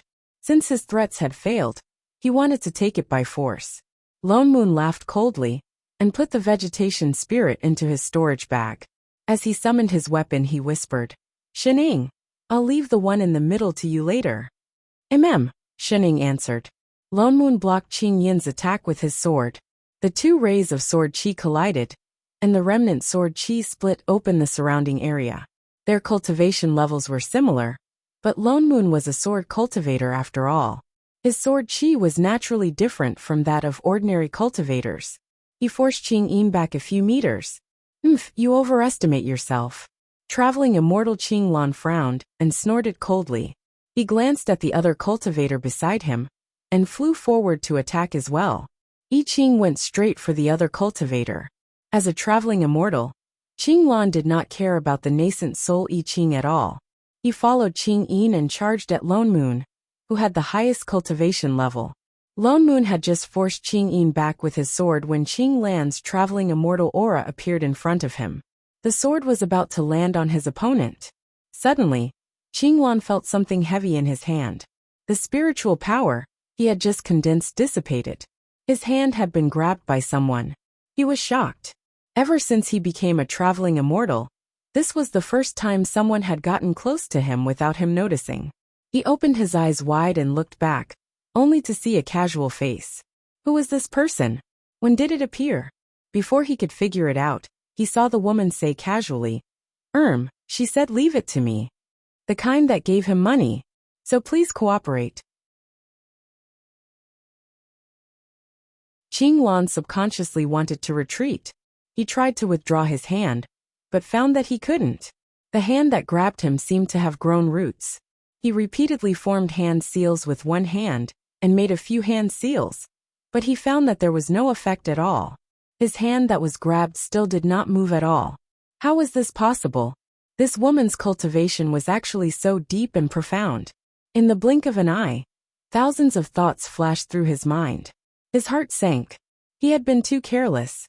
He did not expect that a small Middle Azure world would have someone who could subdue a traveling immortal. He gritted his teeth and decisively summoned his intrinsic Dharma artifact. A 3-foot-long golden sword flew directly towards the woman's chest. The woman still did not move. Just as the golden sword was about to pierce through her, there was a cracking sound. The moment the golden sword touched the woman's body, it suddenly broke into thousands of pieces. There was not a single mark on the woman's body. The intrinsic Dharma artifact was connected to his primordial spirit. Qing Lan opened his mouth and spat out a mouthful of blood. How was this possible? The woman, on the other hand, patted the broken pieces of the golden sword off her body and frowned impatiently. I'll say it again. You'd better cooperate or else. Her eyes narrowed. She grabbed his hand and suddenly swung it forcefully, throwing him out. I'll beat you up. All Qing Lan heard was a gust of wind beside his ears. His whole body flew like an arrow released from a bow toward the direction of the immortal palace behind him. With a loud crash, he smashed a huge hole in the door of the immortal palace. Only then did he stop. He rolled on the ground that was littered with rubble, unable to get up again. From the moment he was grabbed to the moment he fell to the ground, only a short span of 3 breaths. At that moment, the pitch-black immortal palace suddenly lit up due to the intrusion of an outsider. Immortal music rang out, and immortal chi flourished. 5 colored rays of light filled the entire main hall. An ethereal voice that sounded like an ancient heavenly voice rang out in the hall. The heavens do not abandon us. Today, we finally welcome a fated person who can inherit my mantle and continue my legacy. On the high platform, a translucent immortal soul slowly appeared. His robe was as white as snow, and immortal chi swirled around him. The person who can see through the heaven and earth of the furnace is qualified to enter my sect. I am the remnant soul of the sect master of the Elixir Yang sect, Golden Immortal Bitao. In the past 50,000 years, you are the only person who has entered my immortal palace. Now, I will pass on this alchemy sect to you. I have forgotten that you have cultivated your heart and Tao. You have already achieved enlightenment. With that, he waved his hand, and a strand of immortal chi flew towards the person on the ground who was on his last breath. Qing Lan's entire body also slowly rose up. Although your immortal bones are broken, since we are fated to be, I will help you to break through them first. Just as the immortal soul was about to heal the person's injuries, something suddenly rushed in. The person who had just risen up was stepped back down with a thud. Shening was still stepping on the person. She turned around lazily. What did you just say? The immortal soul. 2 minutes later. The heavens do not abandon us. Today, we finally welcome a fated person who can inherit my mantle and continue my legacy. See through the heaven and earth of the furnace. Are you an NPC? And you have to say your lines from the beginning. The corner of the immortal soul's mouth twitched. He almost could not maintain his sage-like demeanor. Wasn't it all because you suddenly rushed in and interrupted me? How was I supposed to know that there was another person? Oh, you 5, winky face. Oh, but it was an inheritance. It was the same no matter who he passed it to. After all, he had died long ago, and was now only a remnant of his soul. For 50,000 years, you are the only. 2, Shining corrected. The immortal soul glanced at the person on the ground, who was no longer moving. He readily changed his words. Only 2 people who entered the immortal palace. Anyone who can see through the heaven and earth of the furnace is a person with excellent perception. You being able to come here means that we are fated. Oh, you people from the immortal hometown. Is it that easy to meet people who are fated? He seemed to have said the same thing just now. Where's my knife? Anyway, from today onwards, this alchemy sect's legacy is yours. No. From now onwards, you must. What did you say? The immortal soul was stunned. Was this person stupid? This is an inheritance. How can you not want it? Do you know that once you refine the elixirs in the inheritance, you will be able to ascend and become an immortal? So troublesome. She scratched her head. Elixirs and whatnot. I'm not a medical student. I'm not interested. But if you have any recipes, you can give them to me. She could bring them to Chef to study. Recipes. Recipes. The immortal soul was speechless. His legacy of elixirs was not even comparable to recipes. This person must be sick in the head. Unfortunately, he had no other choice. No, you're already here. You have to take this inheritance even if you don't want it. He was rushing to reincarnate. With that said, his figure flashed, and he appeared in front of Shining. He raised his hand and tapped on her forehead, intending to force the inheritance. Huh? Why was there no reaction? So he tapped a few more times, but found that the inheritance could not be transmitted. How is this possible? Do you believe that I won't beat you up if you press any harder? Shining took a step back unhappily. The immortal soul still looked at his hand in disbelief. How could this be? He raised his head and looked carefully at the person in front of him. Suddenly his eyes widened. Damn, you don't have a spirit root. Is this very important? Are you King kidding me? Without a spirit root, how did you get in here? Hey, for all.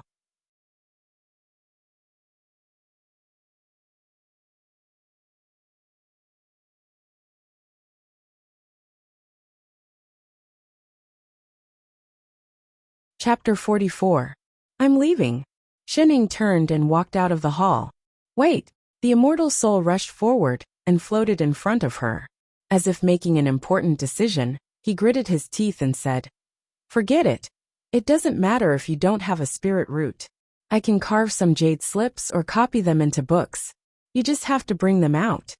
No. She was not a courier. Don't go, little girl. You're already here. Are you sure you don't want to bring something back?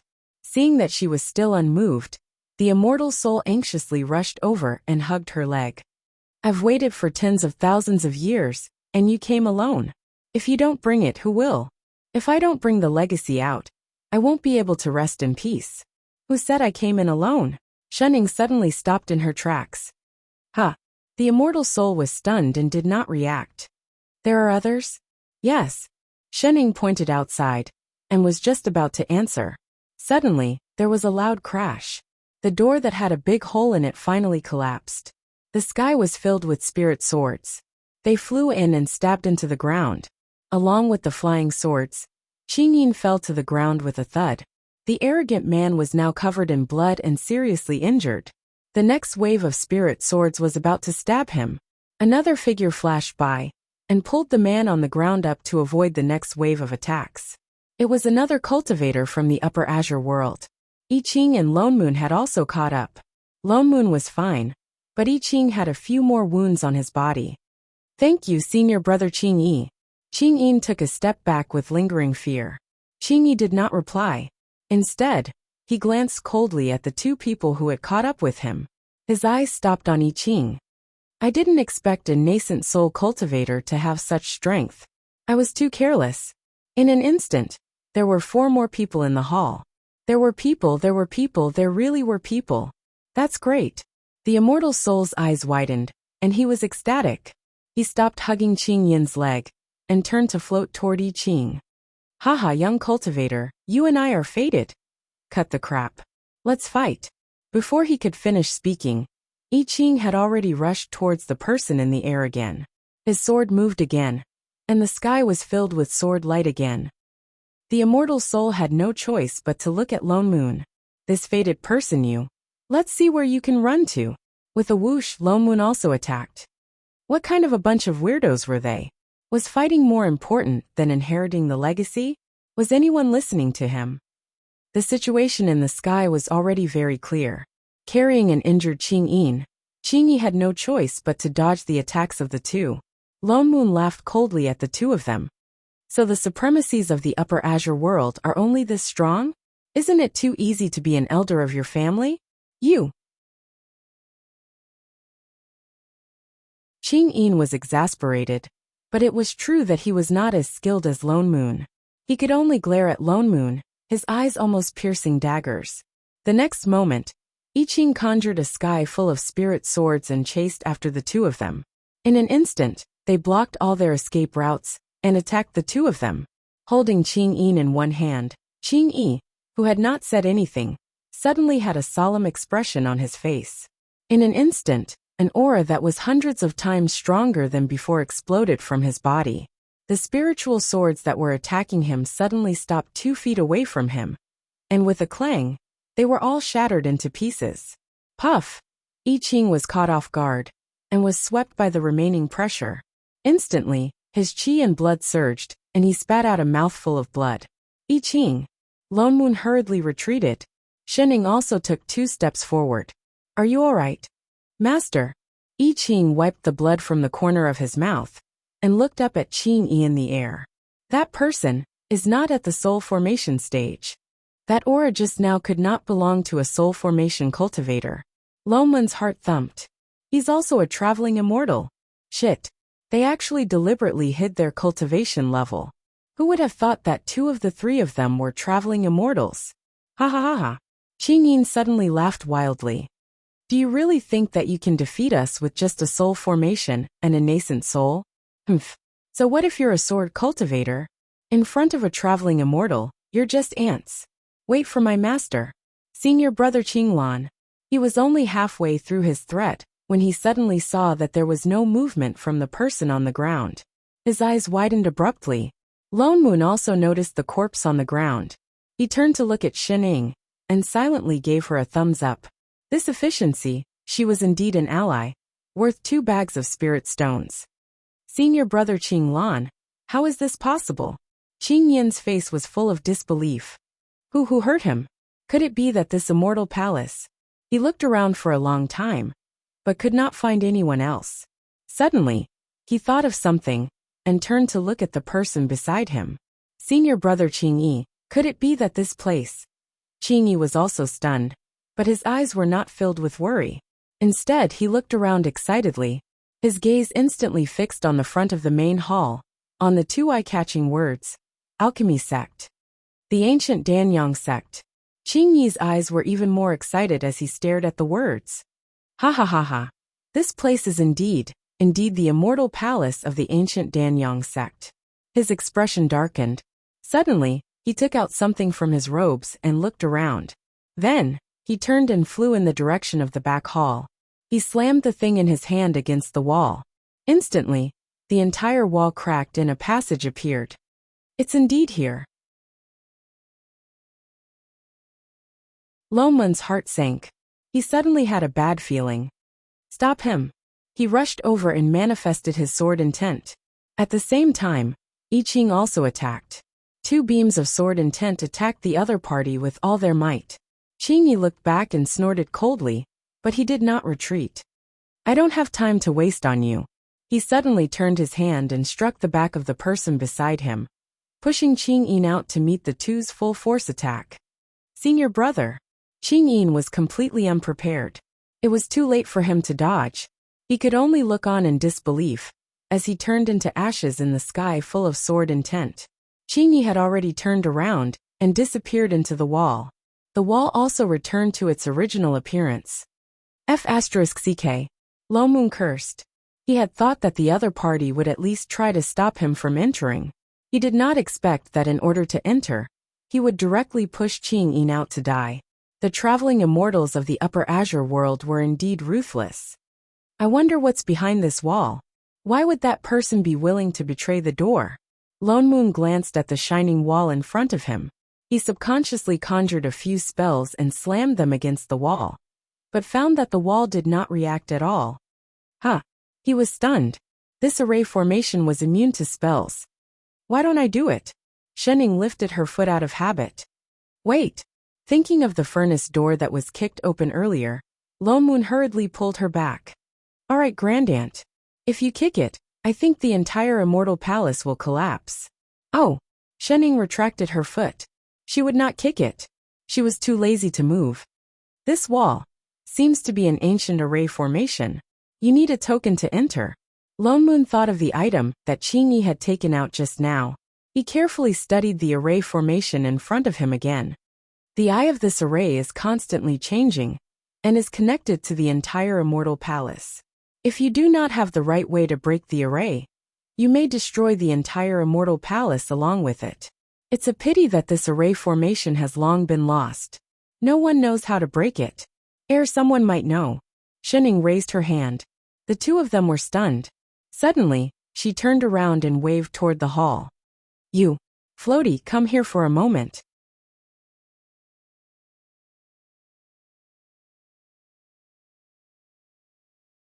Chapter 45. The immortal soul's entire body twitched. He said angrily, You little doll, you are so rude. I am Golden Immortal Bitao. Although this is just a remnant soul, it is still an immortal soul, all right? What the hell was a floaty soul? Was he an ordinary floaty soul? He was an immortal floaty soul. Oh, I know. Float over here for a moment. Do I have to go over just because you asked me to? Bitao snorted coldly. He had no intention of floating over. He had emotions too. Master, it is? I Ching paused. Remnant souls were not easy to detect. What's more, the palace was filled with immortal qi. They really did not notice that there was a remnant soul in the palace. Oh, he said that he has been waiting here for tens of thousands of years. Shening explained casually. He insisted on giving me the inheritance, but he did not succeed. Inheritance? Lomun was shocked. He looked at the remnant soul in disbelief, and then at Shening. He can't be the owner of this immortal palace, can he? He focused and saw that the remnant soul was indeed surrounded by immortal qi. This really was an immortal soul. You little doll. You have good taste. Bitao floated over satisfied. He looked Lomun up and down and said, I am indeed the owner of this immortal palace. the sect master of the Koryang sect. My Dao name is Bitao. Holy shit, it really is him. Although you are a sword cultivator, you have a supreme grade fire spirit root. Not bad. You have a good aptitude for alchemy. Bitao looked Lomun up and down satisfied. He stroked his beard and changed back to his sage-like appearance. Little doll, you and I are fated to be here. Well, how do we get rid of the array on the wall? Shening interrupted him. You are really infuriating. Bitao, who had been interrupted again, was furious. Do you know how to respect your elders? Choosing a successor is a very important matter. This is not as important as a mere array. You have no spirit root and did not want to accept this inheritance. I did not make things difficult for you. Now that someone else can inherit it, why do you have to be unjust? It's not me. This old man has waited for 50,000 years, forcefully holding on to a strand of my remnant soul, all for the sake of inheriting my Koryang sect's alchemy arts. Naturally, it's up to the capable to accept it. I think this person is very good. Wait, you. I know you want to chase after that cultivator, but why are you in such a hurry? As long as one of you accepts the legacy, ascension to immortality is just around the corner. There's no need to fear him in the future. Actually, everything has its priorities. Think about how many alchemy geniuses our Koryang sect has produced in the 10,000 years since its founding. In the end, they couldn't escape the fate of destruction. However, the legacy of this sect couldn't be broken. Today I will pass on this to Peng. Before he could finish speaking, he felt a pain in his face, and his immortal soul was directly punched out. He rolled repeatedly on the ground like a salted fish, his mouth still uttering the unfinished sentence. You. Along the way, he crashed into a wall and stopped. Shut up. Shen Ying's eyes narrowed. She quickly walked over and picked up the weightless Bitao from the ground. Now can you open the door? His handsome immortal face was now red and swollen, the size of a fist. Against his white robes, it looked especially bright. A while later, yes, great immortal. Leave it to me, great immortal. I Ching. Lone Moon. What was going on? Why did he not feel surprised at all? Bitao scrambled to his feet and floated obediently to the wall. He began to seriously dispel the array. What a terrifying woman. Lone Moon had thought that she was a mortal with no spirit roots. He did not expect her to be able to hit even spirits. This person must be a great immortal from the upper world. She must be. As he trembled, ahem, that? Exalted immortal. May I know what is behind this wall? Lone Moon suddenly felt that this person was a little pitiful. Bitao was the owner of this immortal palace, so he should be very familiar with this place. Inside is. Bitao glanced at Shen Ying and trembled again. He immediately dropped the long lines that he had said earlier, and answered quickly and concisely. The elixir storage room. It's where I kept my elixirs when I was alive. Elixirs? Lone Moon paused. Could it be that Qing Yi was after one of the elixirs inside? But he was already a traveling immortal, and his cultivation level was stagnant. What kind of elixir could make him so excited? Bitao continued to dispel the array as he said, I think that person's goal is most likely the immortal transformation pill inside. There are immortal transformation pills here. Lone Moon exclaimed. When I was alive. Bitao looked at Shen Ying weakly and replied, I think. I kept a few. What's an immortal transformation pill? Shen Ying asked. Lone Moon's expression darkened. After a while he said, an immortal transformation pill is an immortal medicine that can repair immortal bones. It can only be found in the immortal realm. In ancient times, before the three realms were separated, the people who became immortals lived in the same land. This is an ancient immortal palace. That's why it has. Why does he want it? Because he's a traveling immortal. I Ching's expression darkened as well. He continued to explain, Master, the so-called traveling immortals are people who have failed to ascend to immortality. But they are also people who have gone through the heavenly tribulation. When they go through the heavenly tribulation, their immortal bones will be formed. But if they fail the heavenly tribulation, their immortal bones will be destroyed by the heavenly lightning. That's why traveling immortals have no chance of ascending to immortality. But the immortal transformation pill can repair immortal bones. That means he can become an immortal after eating it. Yes. I Ching nodded. No. The more Lone Moon thought about it, the more anxious he became. We can't let him get the immortal transformation pill. Otherwise, we really won't be able to get out. There had never been a real immortal in the 3 azure realms. Bitao was just a remnant of an immortal's soul. Yet he could survive in this immortal palace for tens of thousands of years, and still maintain a level of power that even they could not detect. No one knew how powerful a real immortal could be. Although they had Shening as a cheat, they still did not stand much of a chance against an immortal. Done. Bitao was finally done with the array. The wall opened up once again. A moment later, it turned into a door. Behind the door was a huge storage room.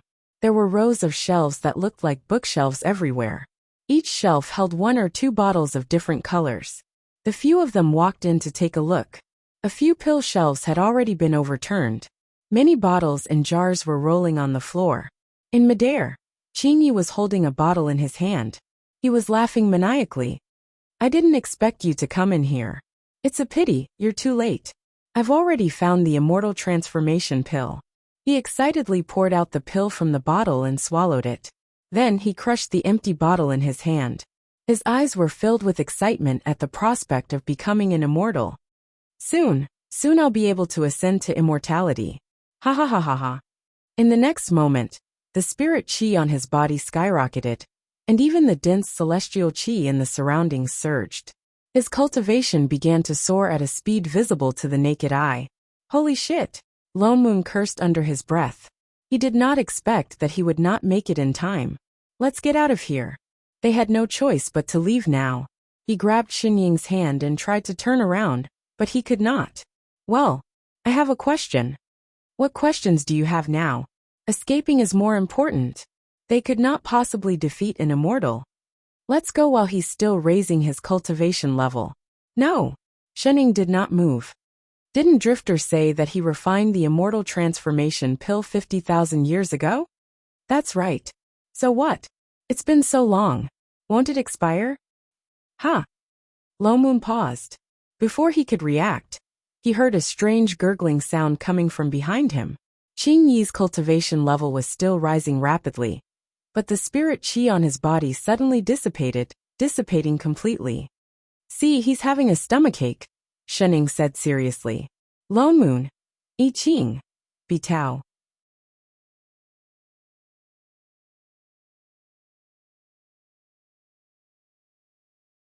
Chapter 46. How is this possible? Qingyi's face was filled with disbelief. His expression was one of panic, as if he was trying to stop his cultivation from dropping.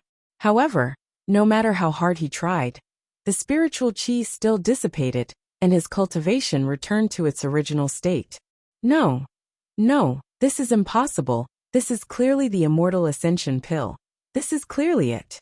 Lone Moon casually picked up one of the pill bottles and looked at it. Only then did he realize that the sealing array on the bottle had long disappeared. Without the protection of the array, as time passed, the pills inside would naturally lose the effects they should have. It seemed that no matter how strong an array was, it was useless against time. It was no wonder that they had been able to enter the immortal palace so easily. There was not even an array formation on the door to stop them. The only array formation in the entire hall that worked was the one in the elixir storage room. Bitao's immortal soul was nearby, and the array formation was maintained by his immortal power. Qingyi, who had completely lost his immortal ascension dream, was in a frenzy. He grabbed a few bottles of pills and swallowed them. When he realized that none of them worked, he glared at the 3 people at the door. It's you. What did you do? His entire face contorted. His eyes were so fierce that he looked like he wanted to bite a piece of flesh off of them. The 3 of them. You ate expired pills and you're blaming us? Qingyi's gaze suddenly landed on Lone Moon.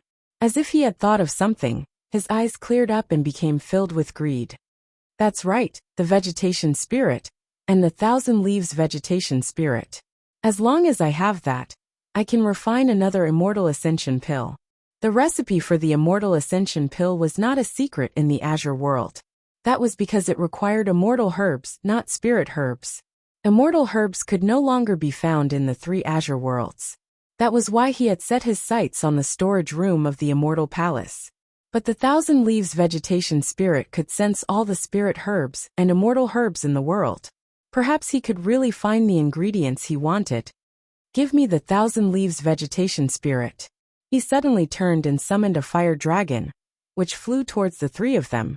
The fire burned all the pills in the room to ashes. Out of habit, Lone Moon summoned a protective barrier. Shening frowned, but I Ching stepped forward and waved his sword. Sword chi exploded from his body, forming a huge sword that cut the fire dragon in half. Master. He suddenly turned to look at Shening, his eyes filled with determination. Please leave this person to me. I will not bring shame to the sect. You're crazy. Before Shening could answer, Lone Moon spoke first. Although he did not become an immortal, he is still a traveling immortal. You can't beat him at all.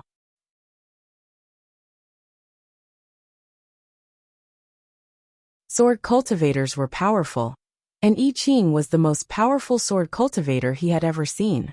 I Ching could single-handedly challenge a soul formation cultivator with his nascent soul cultivation. But the key was that the other party was a traveling immortal. When it's time to use a cheat, use it. Brother. Master, please grant me my wish. I Ching did not even look at him. He looked straight at Shening. Lone Moon would deal with Ching Yin. Master would deal with Ching Lan. And he would deal with Ching Yi. Now that Ching Yin and Ching Lan had been executed, only Ching Yi remained. He was his master's only disciple. No matter what, he had to complete this mission. Alright, all the best. Shening nodded. Yes, master. I Ching turned around and charged at Ching Yi in the next moment. Wait. Lone Moon turned to look at Shening, then at a certain person who did not care about his own life. Hey. Shening. You're not really going to let him fight Ching Yi alone, are you? Your disciple has a hole in his head. Don't mess around with him, okay?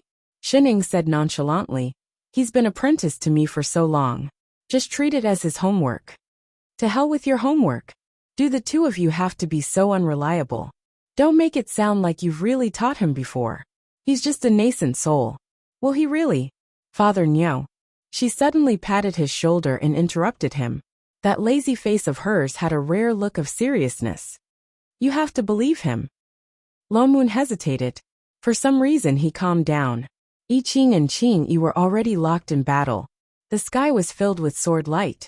One was crazy, the other was fighting with his life on the line. Both of them were fighting with all their might. This was a battle between high-level cultivators.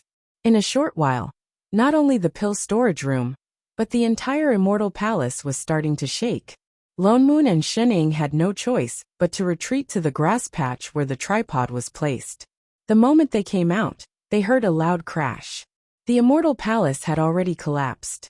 2 figures flew out from inside and into the sky. Several fire dragons had already appeared behind Ching Yi. As if they had come to life, they roared and pounced toward I Ching. Meanwhile, I Ching was surrounded by spirit swords. Sword chi shot up into the sky. In an instant, the swords turned into a rain of swords. Again and again, they attacked the fire dragons, creating a rain of fire. A mere nascent soul cultivator really thinks he can defeat me. The fire dragons were destroyed one after another. Ching Yi seemed to be angry. His expression darkened and his hand seals changed. Immediately, the scattered fire embers began to burn wildly. In an instant, they turned into a sea of fire, engulfing the entire Immortal Palace. Red Lotus Karmic Fire. Lone Moon was shocked. He hurriedly set up several array formations around him. He did not expect Ching Yi to be able to summon the Red Lotus Karmic Fire. I Ching was in for a tough battle. As expected, the moment the sea of fire appeared, the spirit swords around I Ching turned into ashes and began to counterattack. I Ching immediately changed his sword technique. He recalled thousands of spirit swords and formed a sword wall around him. The wall rotated clockwise, using the sword chi to repel the flames. However, it could not stop the flames from approaching him. Ching Yi's hand seals changed again. Suddenly, A fire dragon appeared in the sea of fire. Compared to the previous one, this one was many times bigger. The flames on its body were as red as blood. It looked like it was going to set the sky on fire. Suddenly, the surroundings were filled with red light. The fire dragon roared. The sound of its roar shook the ground. The fire dragon shot up into the sky, opened its mouth and flew toward I Ching. I Ching's expression darkened.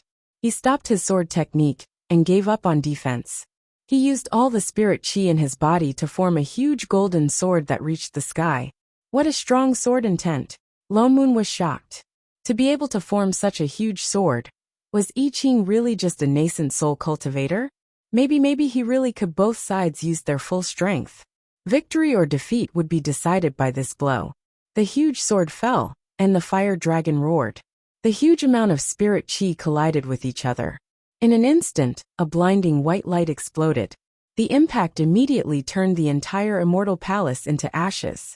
Lone Moon had no choice but to pull Shen Ying behind the alchemy furnace and use the strength of the immortal artifact to avoid the wave of impact. The light lasted for half a minute before dimming. The two people in the air had already landed on the ground. Qingyi opened his mouth and spat out a mouthful of blood. He was seriously injured. I Ching's condition was even worse. The sword in his hand was broken. His whole body was covered in blood. There were burn marks all over his body. He could not stand steadily and knelt down on one knee. Blood kept flowing out of his mouth. The word tragic could not describe his condition.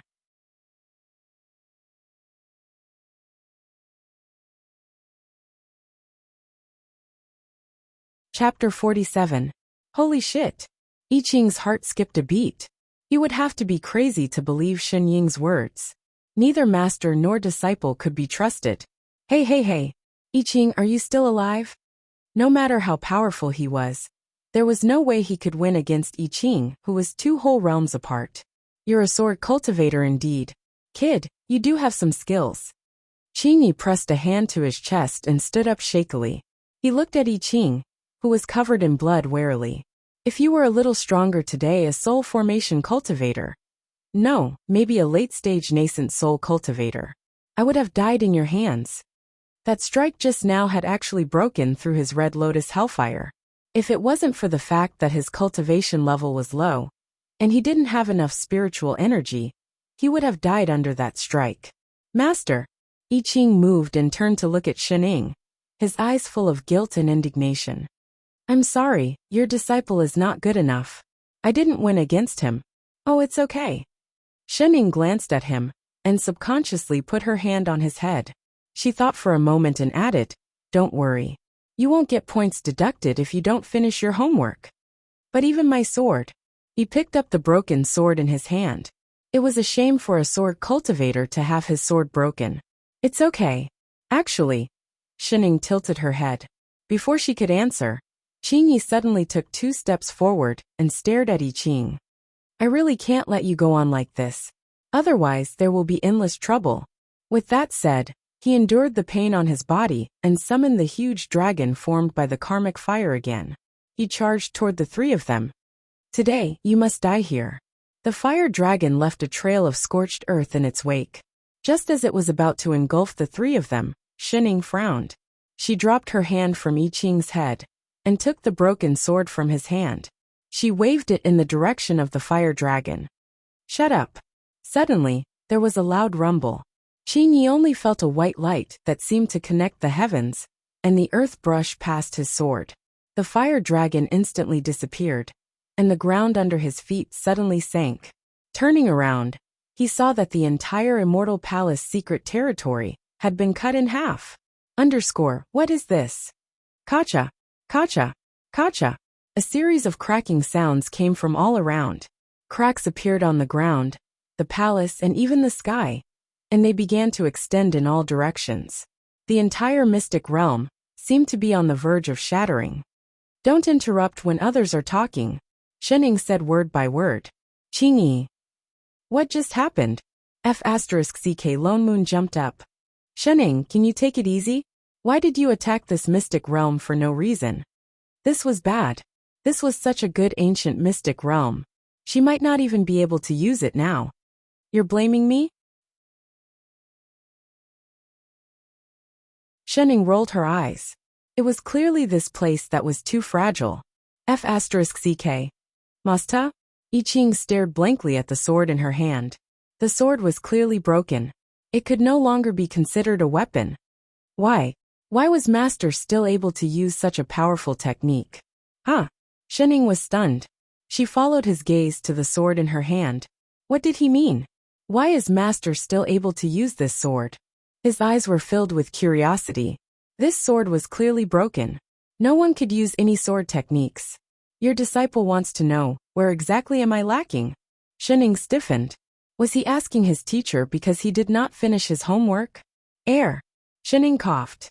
Her eyes darted around before she said seriously, well, swordplay is about becoming one with the sword. You don't have a sword in your hand, but you have a sword in your heart. The sword is just a medium. Even a flower or a tree can be a sword. Che plagiarist. Lone Moon rolled his eyes. He exposed her directly, plagiarizing lines from martial arts novels again. Have some shame. Don't listen to her nonsense. There is no sword in the hand, but there is a sword in the heart. No way. You really believe that? Where's your IQ? Becoming one with the sword. I Ching's body suddenly exploded with a huge amount of sword chi. The spirit chi in the surroundings began to rush into his body. In an instant, it filled up his already depleted dantian. The wounds on his body began to heal at a speed visible to the naked eye. Even his cultivation level began to increase. Holy shit. That works too. Damn it. Do you have to have an epiphany just by listening to me? Even a diehard fan doesn't have to be so professional, right? Do you think epiphanies are something your fans do? Master, I understand now. He suppressed the rapid growth of his cultivation level and turned to bow to Shenning. Then, he flew directly towards Qingyi. At this moment, he did not have any Dharma artifacts in his hands. Yet, thousands of spirit swords appeared around him. His sword intent was 100 times stronger than before. Qingyi's karmic fire of the Red Lotus could no longer hurt him. He had already suppressed his cultivation level to the nascent soul stage. Qingyi was still a traveling immortal. Yet the two of them seemed to have swapped positions. Now it was I Ching who was suppressing Qingyi. Lone Moon. He felt like he understood less and less this stupid world. Fine. Do whatever you want. I don't care anymore. _Hayan. I'm so tired. Father Neo watch. I'm going to take a nap. Shenning stretched lazily and suddenly spoke. Sleep my ass. Do you have any hobbies other than eating and sleeping? Is the person fighting over there your own disciple? Wait a minute. You just agreed to let I Ching choose. Don't tell me it's because you're too tired to move? A while later. The weather is so good today. What are we having for lunch? Why are you hesitating? It's true, right? You're King lazy, aren't you? For all. I Ching's counterattack took less than half an hour to finish off Qingyi. He had suppressed his cultivation level to its limit. Perhaps it was because the spirit chi in this immortal palace was too thick. I Ching's epiphany ended in less than 4 hours. His cultivation level rose from the nascent soul stage to the soul formation stage. He caught up with Lone Moon's cultivation level in an instant. Lone Moon could only curse at this. #Convex, you can't cheat like this. It's one thing for the master to cheat, but why is the disciple like this too? How long has it been? He went from a golden core stage cultivator to a soul formation stage cultivator. This is 2F** King illogical. He felt that ever since the master and disciple appeared, his originally smooth sailing and talented immortal path became more and more ridiculous. He felt like he was picked up by the heavens. Master. When I Ching woke up from his epiphany, Shenning had already woken up from her afternoon nap. Thank you, Master, for your guidance. Your disciple's cultivation level has improved a little. Heh. Lone Moon wanted to slap the two of them in the face. This was called improved a little. This step was like pulling his balls, alright? Shenning nodded seriously. Can we cook now? Yes, Master, no problem, Master. The orphan. Damn it, a pair of retards. You're tuning in to the Journey of the Soul YouTube channel. Don't forget to subscribe and join us on this journey to catch the most captivating stories.